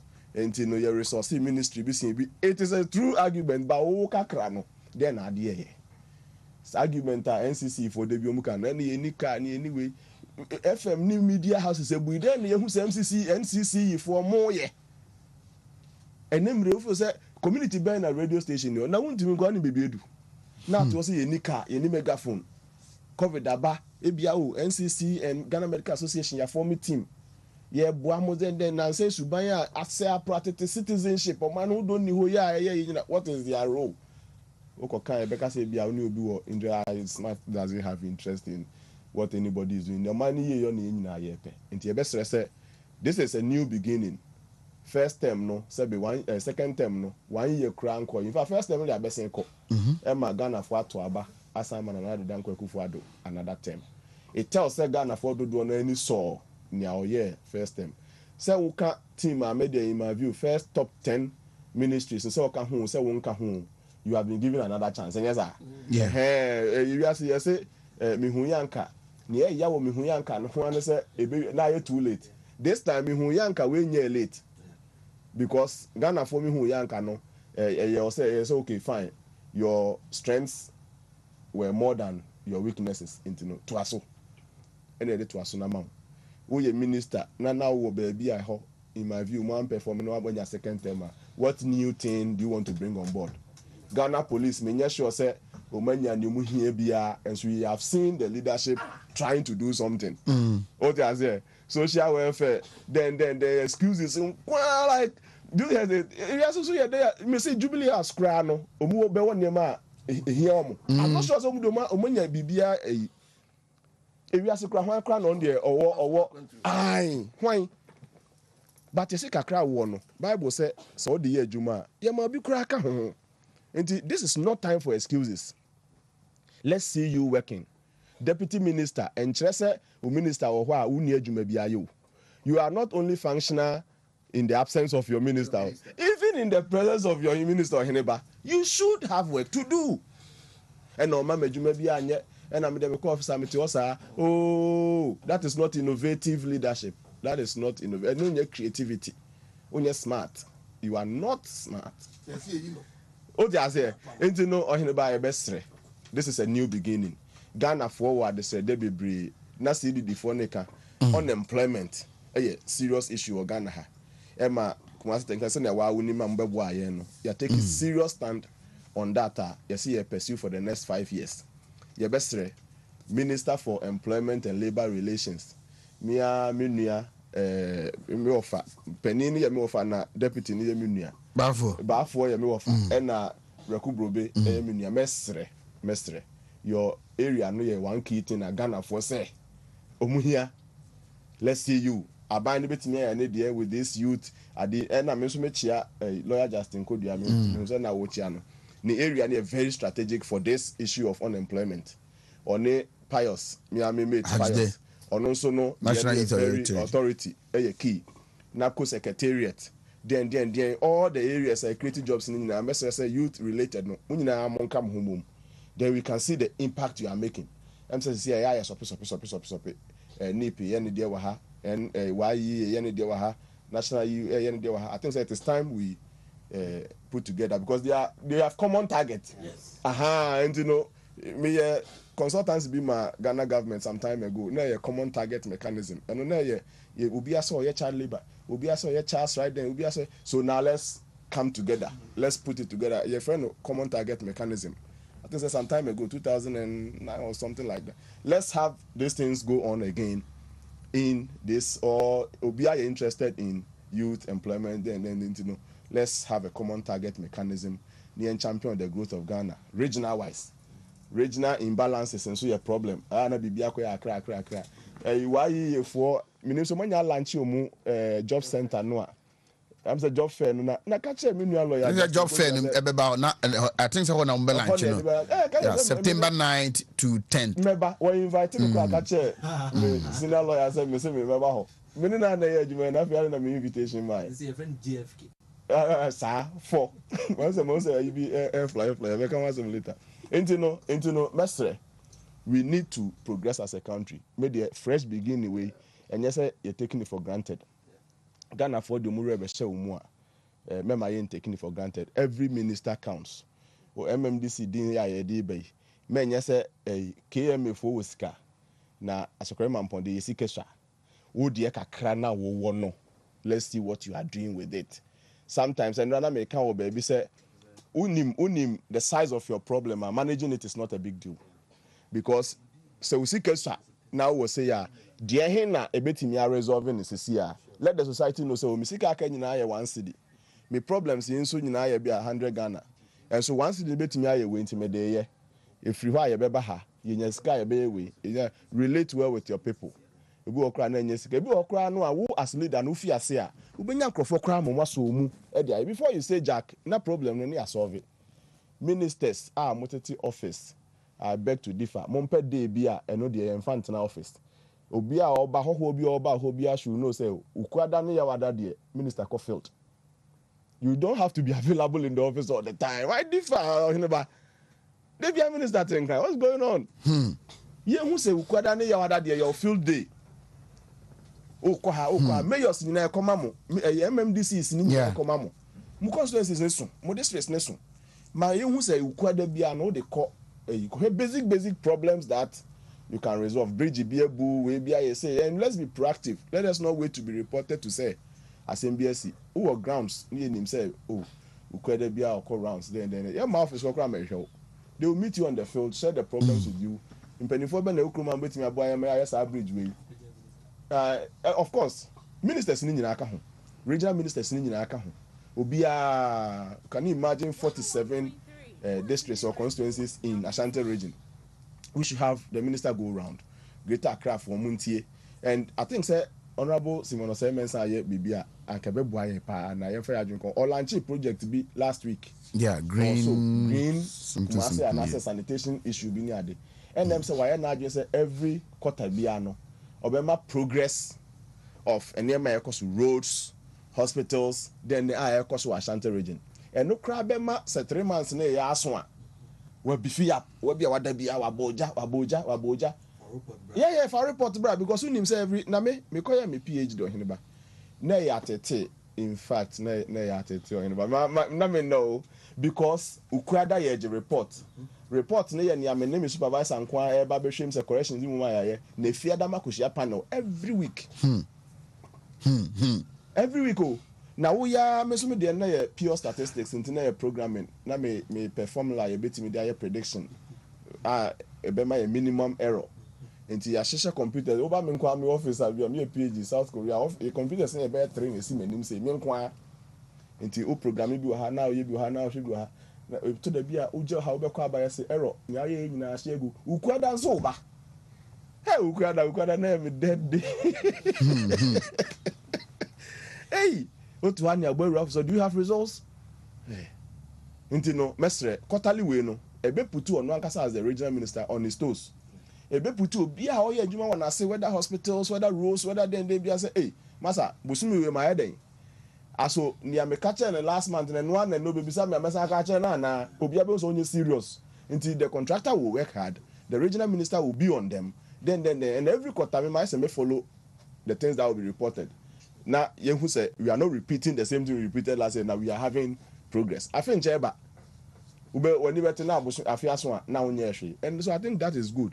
Near kan anano pay say we are beginning a fresh term as of mine. Ghana for ato abama ye benya akonya na koto abama say 2024 ye mo bia tire so mo bia we are saying work ye adwuma no na Ghana for enya oso mfa so that is all we are saying oye na eyi a ye bebo abaso oye na se nso ani a senia mini apani de Wontumi mu body ni ade some of this mean one day we must come here and name it no muntina moto so nya adwuma magana ohene ba medase okay Jimmy yanya nieme so ene waxi omo sha ase NSS posting so no very good, it's out if I show you need hon komo yeah ohene my enchi a obi bia wo hwedwumadie no menim se mpenfo bebre na send me message se omo hwe na omo pese omo ma wo ya we ene etifo ne ahwefo nyina ba mentumi mo body echi asankofo ni omo nyina se wasi ene mafrano kada mzo hwe wi a omo send e momo mafrano start wasi no and menim somebody orals and start ene English orals me wish you the very best of luck and me commend the president of the republic and the team of leaders for the record. This government has shown and proven beyond every reasonable doubt to say he is for the youth. And then specifically with the issue of the BEC registration fee for the candidates, the free SHS policy, and then the WASI registration fee. Abanwe ayena dwense or the sa dadwen no ebeto ono ne ho so na we make sure say ye mofra no when it comes to epona wasi bie ma wo edeko senior high school a sa pono no ye bie senior high school ho na nkasa so ya san bie pono na ma and then again epona wodi free senior high school no so no aban no under the leadership of the president and make all of these things available ye bo ma baso say almost so no opportunity a omanya no omanfendi agro and clearly with the first batch omoya and the free SHS omoko chro ensure no yeka the West Africa nyina bom emofra omunya 8 A's wo checking number no moya about 430 something about 411 Ghanaian students omunya 8 A's now. It clearly shows to say as pioneers of the free SHS policy no almost set the pace there and will expect the next batch or more twaso or more bands should also follow suit. Let's say be as 8 is you benya 100% krana na amount for any VSF and any who say an amount to a binding to no a bois. And people have made a lot of recommendations into the free SHS policy, but notwithstanding that your mofrano the results are and the top bontino should inform government, should inform the good people of this country say we are doing the right thing or we are doing the wrong thing. Again, national service postings are about bonten. Meaning say enye mofra ni nyina na itumi e post wo na release a eba no ebia might come in batches obi wo no ma ne de emaye and obi wo so ohwe baby a yede na to and baby wo sisi ya na the person might have a lot of challenges in going to the posted place yede na to no the best they should use the appropriate mediums no the various regional offices ne district offices no na complaints be wo or some report ma the writing yede ma wo so no yenyen fa mo na me di manu secret. You know there was a topic on the new sports infrastructure nyame adoma ene me sure say nondu nyambo ya ene Ghana mampani na dan Akufo-Addo e de aso yeah, they did it yesterday. Yeah, no. Okay. That was Tuesday. Sorry. Yeah. Clearly, it tells you say All African Games 2023. Yes. According the manifesto of the MPP in the 2020 elections now, page 189. Time I hear manifesto now already the sports ministry Eddie bid a call for Ghana to host the 13th African All African Games in 2023 in October 12. 2020 and a president inaugurated the local organizing committee and already the mechanism has been laid in place. Now the BIA me say and I'm on to be me the post to be to social media and we say where is the location a BIA no say buy so baby bia me I am share the feasibility at the end I see if you look at the design, if you look at the drawings that paper so you ask yourself, can the government achieve this? Already, the vision has been there before 2020. Say, this is the direction we want to take our sports development. And clearly, Ushe and Ira John Ajikumkufo, you host to AFCON now. And for so, any puntua at the Brewman. Say, net day, say, I bind the name to Kwemuna, who's to the 13th African Games in 2023. Clearly, it tells you, say, a best sign in puntu, any name be brave and abba. Now, you see the way crowd no or castle berry Nabaus and BBI Yenjinichim. In the first term of the NPP administration, you share in terms of sports development and also sports infrastructure development, you make sure say in all the 10 regions, that time we were able to put up the youth and sports centers of excellence a year a 5,000 capacity. And day I can say all those projects has been completed. Oko Upper East Regional, project na ewo na Vrongo. Oko the Bono Regional, no Domahin Crew. Oko the Northern Regional, no Yendi. Oko the Central Regional, no Dunkwa Onofen. Oko the Western Regional, no Axim. Oko Volta Regional, no Ho. Upper West Wa Ashanti, Ninahin, Eastern Region Koforidia, Greater Accra, Kaneshi. And then the new regions are just setting up recently, and also operationalized. No, Oko Utia, Ewo Dambai, Oko Northeast, Ewo Nalarugu, Oko Savannah, Ewo Damango, Oko Western North, Ewo Sefiria, so Oko Hafo, Ewo Goso, Oko Bunisa, Ewo Techiman.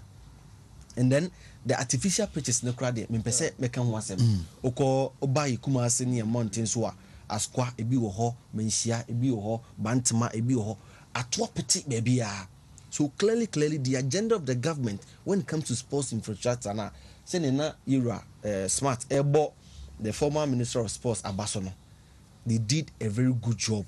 In addition to that, when you say, "Enkula what you be omuwu offense no," the ministry abomodia and the omusi a stadium, their honor, Enkula what you omuyo footballers omuwu offense. In addition to that, a similar one ekoswo Sunyai, the Coronation Park, in him say war honour.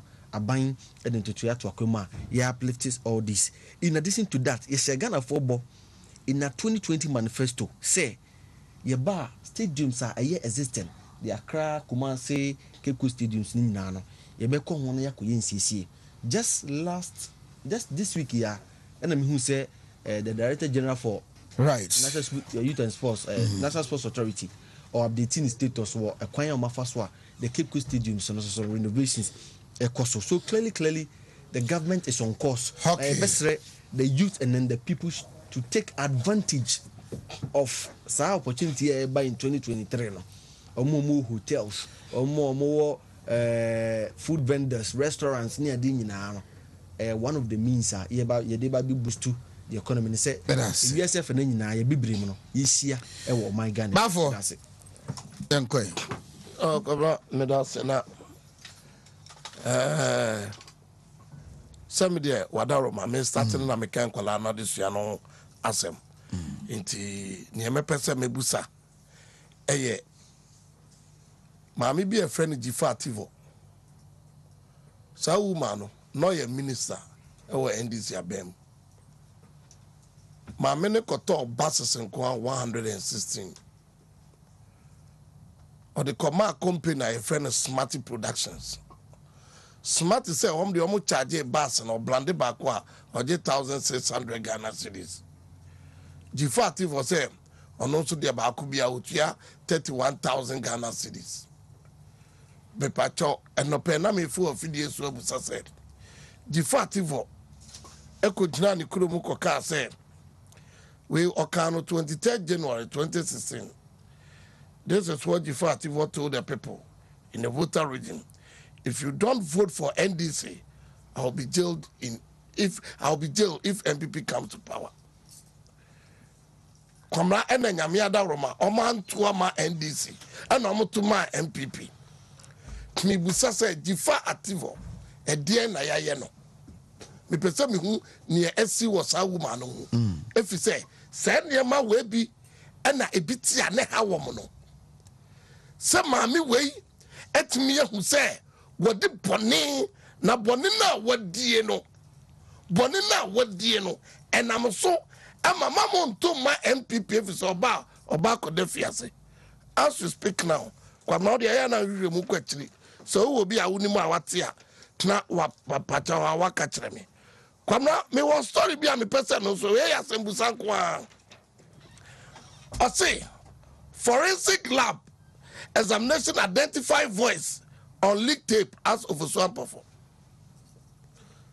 bibusa o Ofosuampofo ensem okikaye amene omuka insecurity omuka ungovernable omuka corruption omukika niema dia tagi MPP no we mi busa Attorney General Ofosuampofo asem no ye wie akosi sen eya sembusa na me de ne no me betra he kwabra me pese me busa efise ensem bi adwen kwabra we say ye nua bi timi kase I will make Ghana ungovernable if NDC loses 2020 election with new voter register namwale. Okawie ye no. Ene nei ye hu ne ye hu. Ene nei yeti ne yeti. Ye wie se niema we nyina wie a.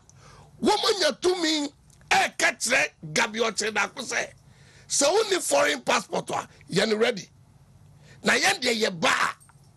Etimi busa wo so wo aban mu ne eye MPP aban wo mo tra wo obi aba eno abaye omne ompe na wo ho nei e dia na mo na omutu efa NDC fo a wo mo de krono ena bi ba bebo ye no e dia na mo na omutu afa ho efise esese ye hu anamako omutu oko CID report wo Ghana Police Service NDC fo womu did double salary. Womu na CID awiomoduma. Ghana Police search my from CID. Womu yes our ministers in adwuma. Near CID train and it said na mo see nyabiem. What is next? And na CID for do. Kwame ya pasi who say double salary no. Almost so some no akosi saying because Ghana Police search the cost CID. Almost so no. We need to know the state of it. When the time he can sense and win. Ayana yase obi ba be catch of say wo dey we corrupt I want no na the leader the King Kong the mafia of corruption one no leader the King Kong the mafia of corruption now to me nyaku kudo catch Ghana for say about violence a me party and ye champion was in another dan Akufo-Addo to me nyana adwuma na another dan Akufo-Addo and ye all ye wakoi dampale amene dampale esisa Ghana Police Service no na na da Akufo-Addo otime nya na dwuma kwapra me de masembo wi ade se de na mesre sa empanifo we no je pese ye hu afise mra bi ye todum wayomi gaganto awon cheni ye pese ye hu ne ye be ye wom asane ato aba no se betumi break 8 na okay. That's what's up on. You're sorry. I know our program there the past. Time we run very fast. Program there time we call. Me do ase. I me we she me nuanom nkuma na omu fi omu nsohwe ase. E wo senior secondary school examination. No me we show mu very well. In fact, omu do omu tie. Enti no say omu nuanom ne year no last year no a omu a breaky record and the whole Africa, West Africa, and Ghana. Hey, also dear, maths no titru, especially first four no English, maths, science, social studies no. And social studies no shada problem. Ne kokani English, maths, science no. Inti ne oral see how mu ye say ka English no. The best as mu fan serious. I mean, if my secondary school for and senior high school for mu ye. Yes, he stole the newspaper. No, he didn't. That's I don't know. Make people went in the yard before said Jama. You can't send for front. You know, Mummy must me. Me sure say my prepare my boy. In Sutem secondary school for ne Presby boys, presec for ne Begro Presby senior high for like schools ne also prepare for them. Me sure so metie. No crown yes, Mamunti ni ye. Opoku ware Montoka no ene ye behwe must have for 18 years must have for 18 years pa aniti amas for no ye besremo aha ye besremo don't play with it school akotena ye ne ye say nsuo ba ye nsuo ma light edum then we class improve car money ni nyina ne be wie ne ene na edi anim ye ni exams ya mo ba be nti no finish hard na ye de we shim well ye bom pa ye mamo ne mwasua bia Awurade Nyankopɔn nankasa ma emra mo nka ye mu na ahopopo osuro ni ade nyina na mfiri ho mamo na mumfiri mumra senkunimdefo emfa nhye mo awofo ene o mampani a wa sponsor mo education no mo fa nhye na nionyam mo aso so nionyam ni bi be ka mo a yeah universities ne de ya ready for you ye guso aye boabo ye ho se ye beje mo o pese o ye science medical laboratory statistics DN business ni ade a Kumasi Technical University we ya na waba na ye de afantetie mu a obetimi aba be say yen ni mpanifo a ni mu studio hai na menua no miensa bi di on birthday mi di twato menua janto a wanso unua a wo multimedia we show a very good happy birthday even though belated na afi so no Davina ene hwesika so Emma Patcales Hall wo Kumasi Technical University man we share amenya asem into the show very well and EC one of the EC chairpersons school muho Event Angela or no be some for questions omu ye vet na ye ka say omu ye SRC elections no hunto to ye or no so no di ni birthday me aka so me di mi birthday but me dey check akra into no yeah we see na lunch Dr. Smart Sapon no right me ba cho French about Mr. Opeso nya pom dine mapa diabetes no blood pressure chronic sexually transmitted disease no and Opeso to asia a fresh herbal mixture me ba cho freshman and fresh lady capsules no urine flow Opeso junso eye a man Opeso CC wa koso kumani ye na watin kaso ekosra 0244 222316 0244222316 babia bako bia pharmaceutical shops licensed chemical shops no ubenya fresh products bi atom Jimas recruitment tourism and sports consult to odu tu kwan no akopiem ewa amanone mepacha wo de ne say Poland, Portugal, Malta, Croatia, Romania, Turkey, Canada, Germany, US and episode kwa and Jimas phone in 0241 493748 and answer 0201 264101 patase mango down Kumasi enomo okonkra Taifa no way bus stop and abehumo mebacho Lawson Herbal Clinic at the Lord Care Mission aba gonorrhea syphilis ne infertility na bebo to ase delay man capsules for male vitality memman kwade no Lawson Herbal Mission for general body pains mebacho malaria rheumatism menstrual pains no ebekra e de amount 0242 133577 and only number ofra wonsa ebeka Lawson Herbal Clinic gumu enu ni bi Boache Natural Health Center am di twa to na madam ho aba ene Victory Gallic Women Champion for abon komo ene obekoso am post office and man junction ho asante be kwa total filling station ajipe tachiman ewo Bruno East obekọ Pentecost junction ho na okola Plaza Access Bank ani mhwepe eho na be hu mu ewo nkran woni no ohaw bia wo hu bia woni na ye ohene eprunsio otaposa wo ade a wo hu ne ye mepacho de oni na ye bia no ko na Boache Natural Health Center omumwa Monday to Friday 8 a.m. to 5 p.m. and on Saturday 8 a.m. to 3 p.m. So on Saturday biano a free eye screening and na omuye ewo masoye eno eho asem no ma menna me homra na yemedi nkomo na NSS website design research and data. Okay, all right. Okay, ma menna me homra na me ba ebedi nkomo sisia.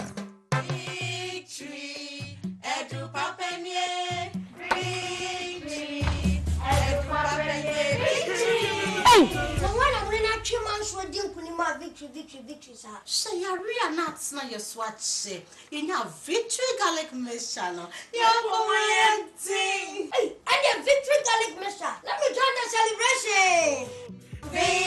Victory, Edu Papa, Victory. Menu. Number gentlemen, ndi me mafro sani ye. Me nya Victory Garlic no. And na me ho atome. Kane no. Me nati kakra na makuma bomi periperi na mabre na me niso nyine brime na sisia no me nya Victory Garlic Mixture no bibia ye kama and let's celebrate da onya fie dum you know appeal for any oba o man for intimi mfasa adro ibi Victory FDA aji. Victory garlic mixture and penny for and a chance din komo. National service personnel no we a web designer and as a research and data analyst na opese okwe national service office bi and as a struggle posting ho a me ba cho frame na memfa on question of business here.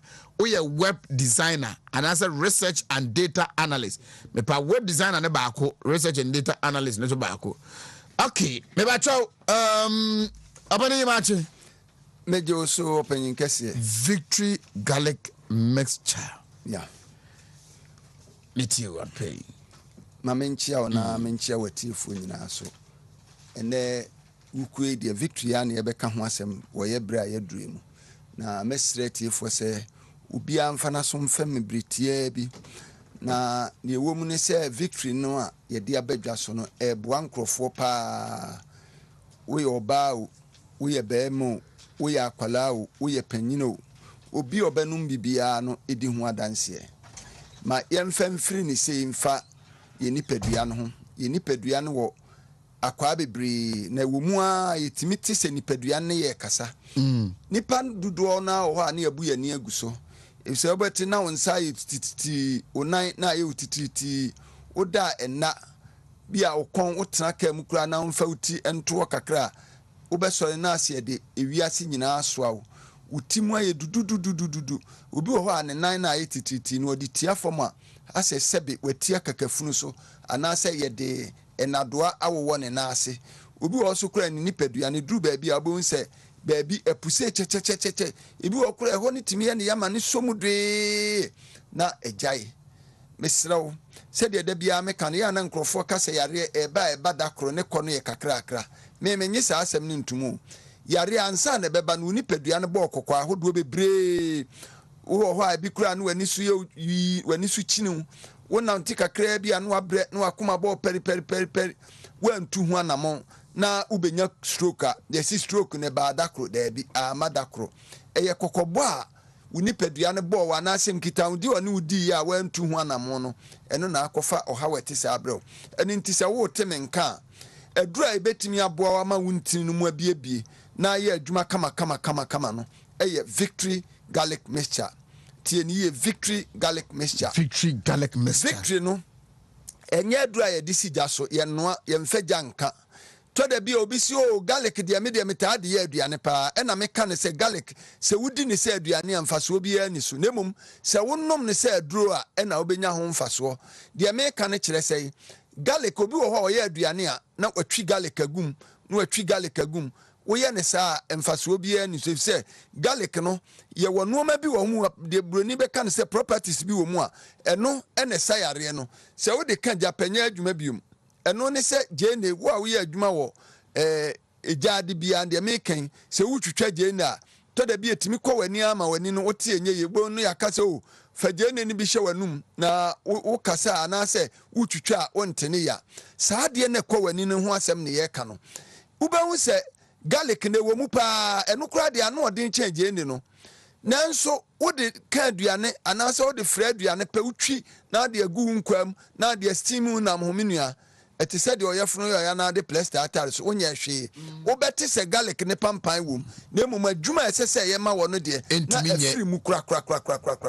ani ntimi sraw se wo teme nka enkasa me de ye aduane ntinu ano no tuanamo ne pe victory garlic mixture ni bi na emwa obiti ni se so ana ne ye mo ahye no obeka se na ne garlic aya ano ade se ne me num abagima num o da bi opanyi enye sa na tie ni enti ate sa ne se nya garlic ne nko an ade ya aduro no ya di nro enubra enua hini enum ni nua ba bebre afrafra garlic no ema adimu eni enti garlic na ho ode na manipa no agi wanum no ni nyina akofom eni enti unum a achare meat ba akom yenu na wanum ada ho wo kasa kro obi ante se wanum victory garlic mixture eni enti wo teme nka se no na ebo hu di a eni etuanamo ne pe victory ni bi ye wo ye nuanom bebre wo ho a wo tena se che wo ye adwuma da bia wo te faako ubehu na wo na ase aduduru otu ase na etwen wo sore kura na wutu anamo a gisa wo so wo sira ase mia ansa na watimi atene mu mesrew se saa ha no bi na wo a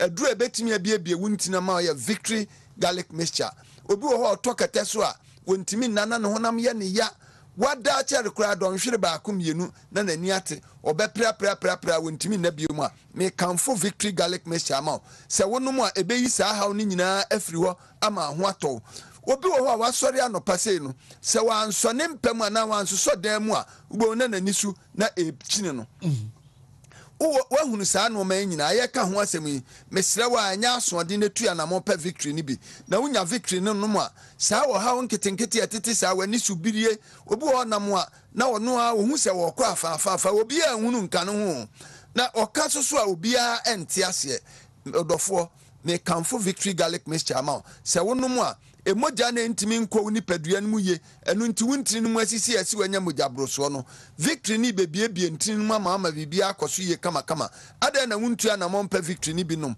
na emwa obi wo se da bia mete semoka wote se ye ka wantu hu anamo no da krope eka woto ho a wo ye hwe a enye yie biom enu nti mesrew pa victory garlic mixture ni binom na emwa obi wo ho nso a se de ye kan nimfiti ko enye kra dakro na enu na etwa enu mpo emayiye se wo teme nka kopa victory garlic mixture ni binom na emwa hohuru mu na bibia anya kama se ni nyankopon ye ma no ese nka busumi bia so a oba kwa afitie na wuru nipadua mu na bibia akoso kama wo so de ne de enye saa da bia no behu dakro na enu eba ne saa ade achi ameha ade kwachi ameha eni se moja ni ntimi nya adwuma ye da bia me kase se wudi na wo brain no oxygen a de wobetimi anya ye stroke ese da bia nipadua no enti no de da ho na moja no na ebokọ wadwunum na fa enu nti ne yesi apom tenetene ye no Bible no kura ka ho asem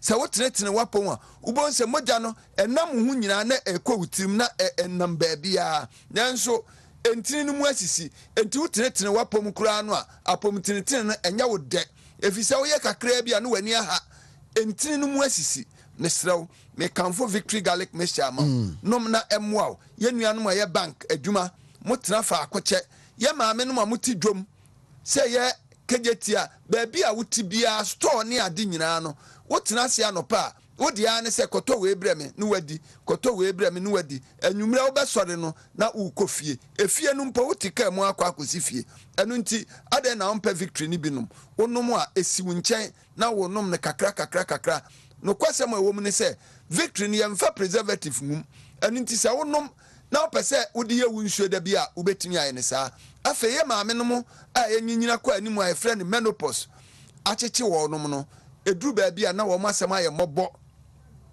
woka asem ansiso ade kura no ope ne de bayie yesi o wo bayifo wo ho a de ya wo mu woni bidi nkom o se ase nkokodwie ne na me ho hwie nyeye odofo to victory koma o maame na onum wie a ono a na bekamfo ama wato bi aka no ho na afa ubekọ no na abrewa wote ono osi ni nananom no ma no ani wo mu di agro obi kura nsese aduane mu ano opene kom yese wo we na mesrew eye menopause hunsunsuanso mfa bayie nto no so na bayie no enye obia na ye bayie saa onyini hunsunsuanso otimi de ade ye te saa ba eni ntimi kanfo aduro na ye friend victory na ma obebusa se menya bi wo he na ato se wo konkran drug lane o kanhyi ebi wo Kingswalk heba ho ebi wo Tinatet heba ho ebi wo Nanabuachi heba Halos heba efe Repass Ventures wo kanhyi ena afe Larry House of Drug ukọ a ebi wo ho utukọ Ashiama nso a ye wo Widama Pharmacy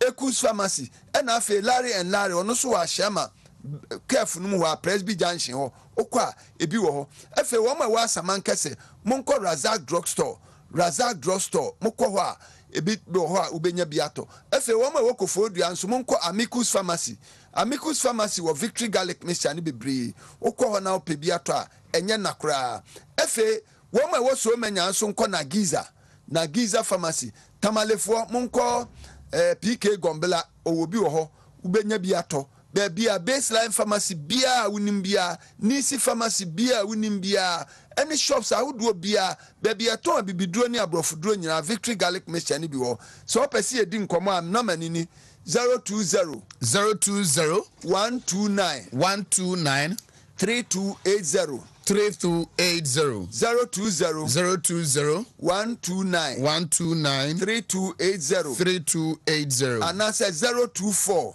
024 25 45 633 024 25 45 633 what the okwa we say me per victory garlic mixture so nipa ne ka se bi ni ho a onu na enibie ukọ shop foforo ho a obema obi ato obi wo ho a wasi o ani we nyina ya de kro mesre o meduro na no nko na ye na adwuma ede ne ho enti so obi ka kire o se ani we ya de kro na ama ne convince o na auto ukọ na anya adwuma wuntimi mfa to ahunu ne mre no ana ukote ano na hu se emmoa na de ba wo anka obeje nipa kro no wanye eni nti wo de ukọ a sebe okase ani we nyina ya de kro ana se we beboa wa enye tuo no odi gina usu ana se kai wo ka kire wa dan wa dwene se wo pe na uto de a eno de wo wa ho eni nti mesrew ukọ a faunesi form se wo pe victory garlic mixture na unumu a adansi a obenya no obi a wontimi nwo ebeboa no ye wo yenuanu bi wo so akakra bi na jonso aka no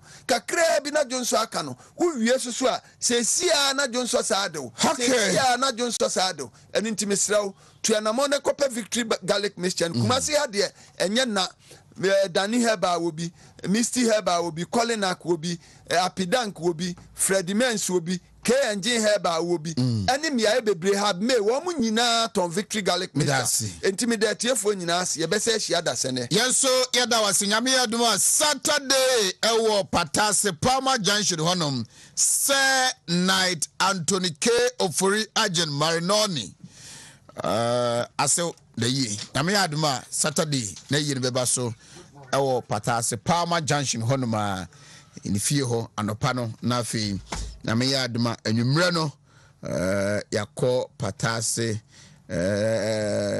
police depot na kwakoye eyi no me sorry no nine ye beba abedi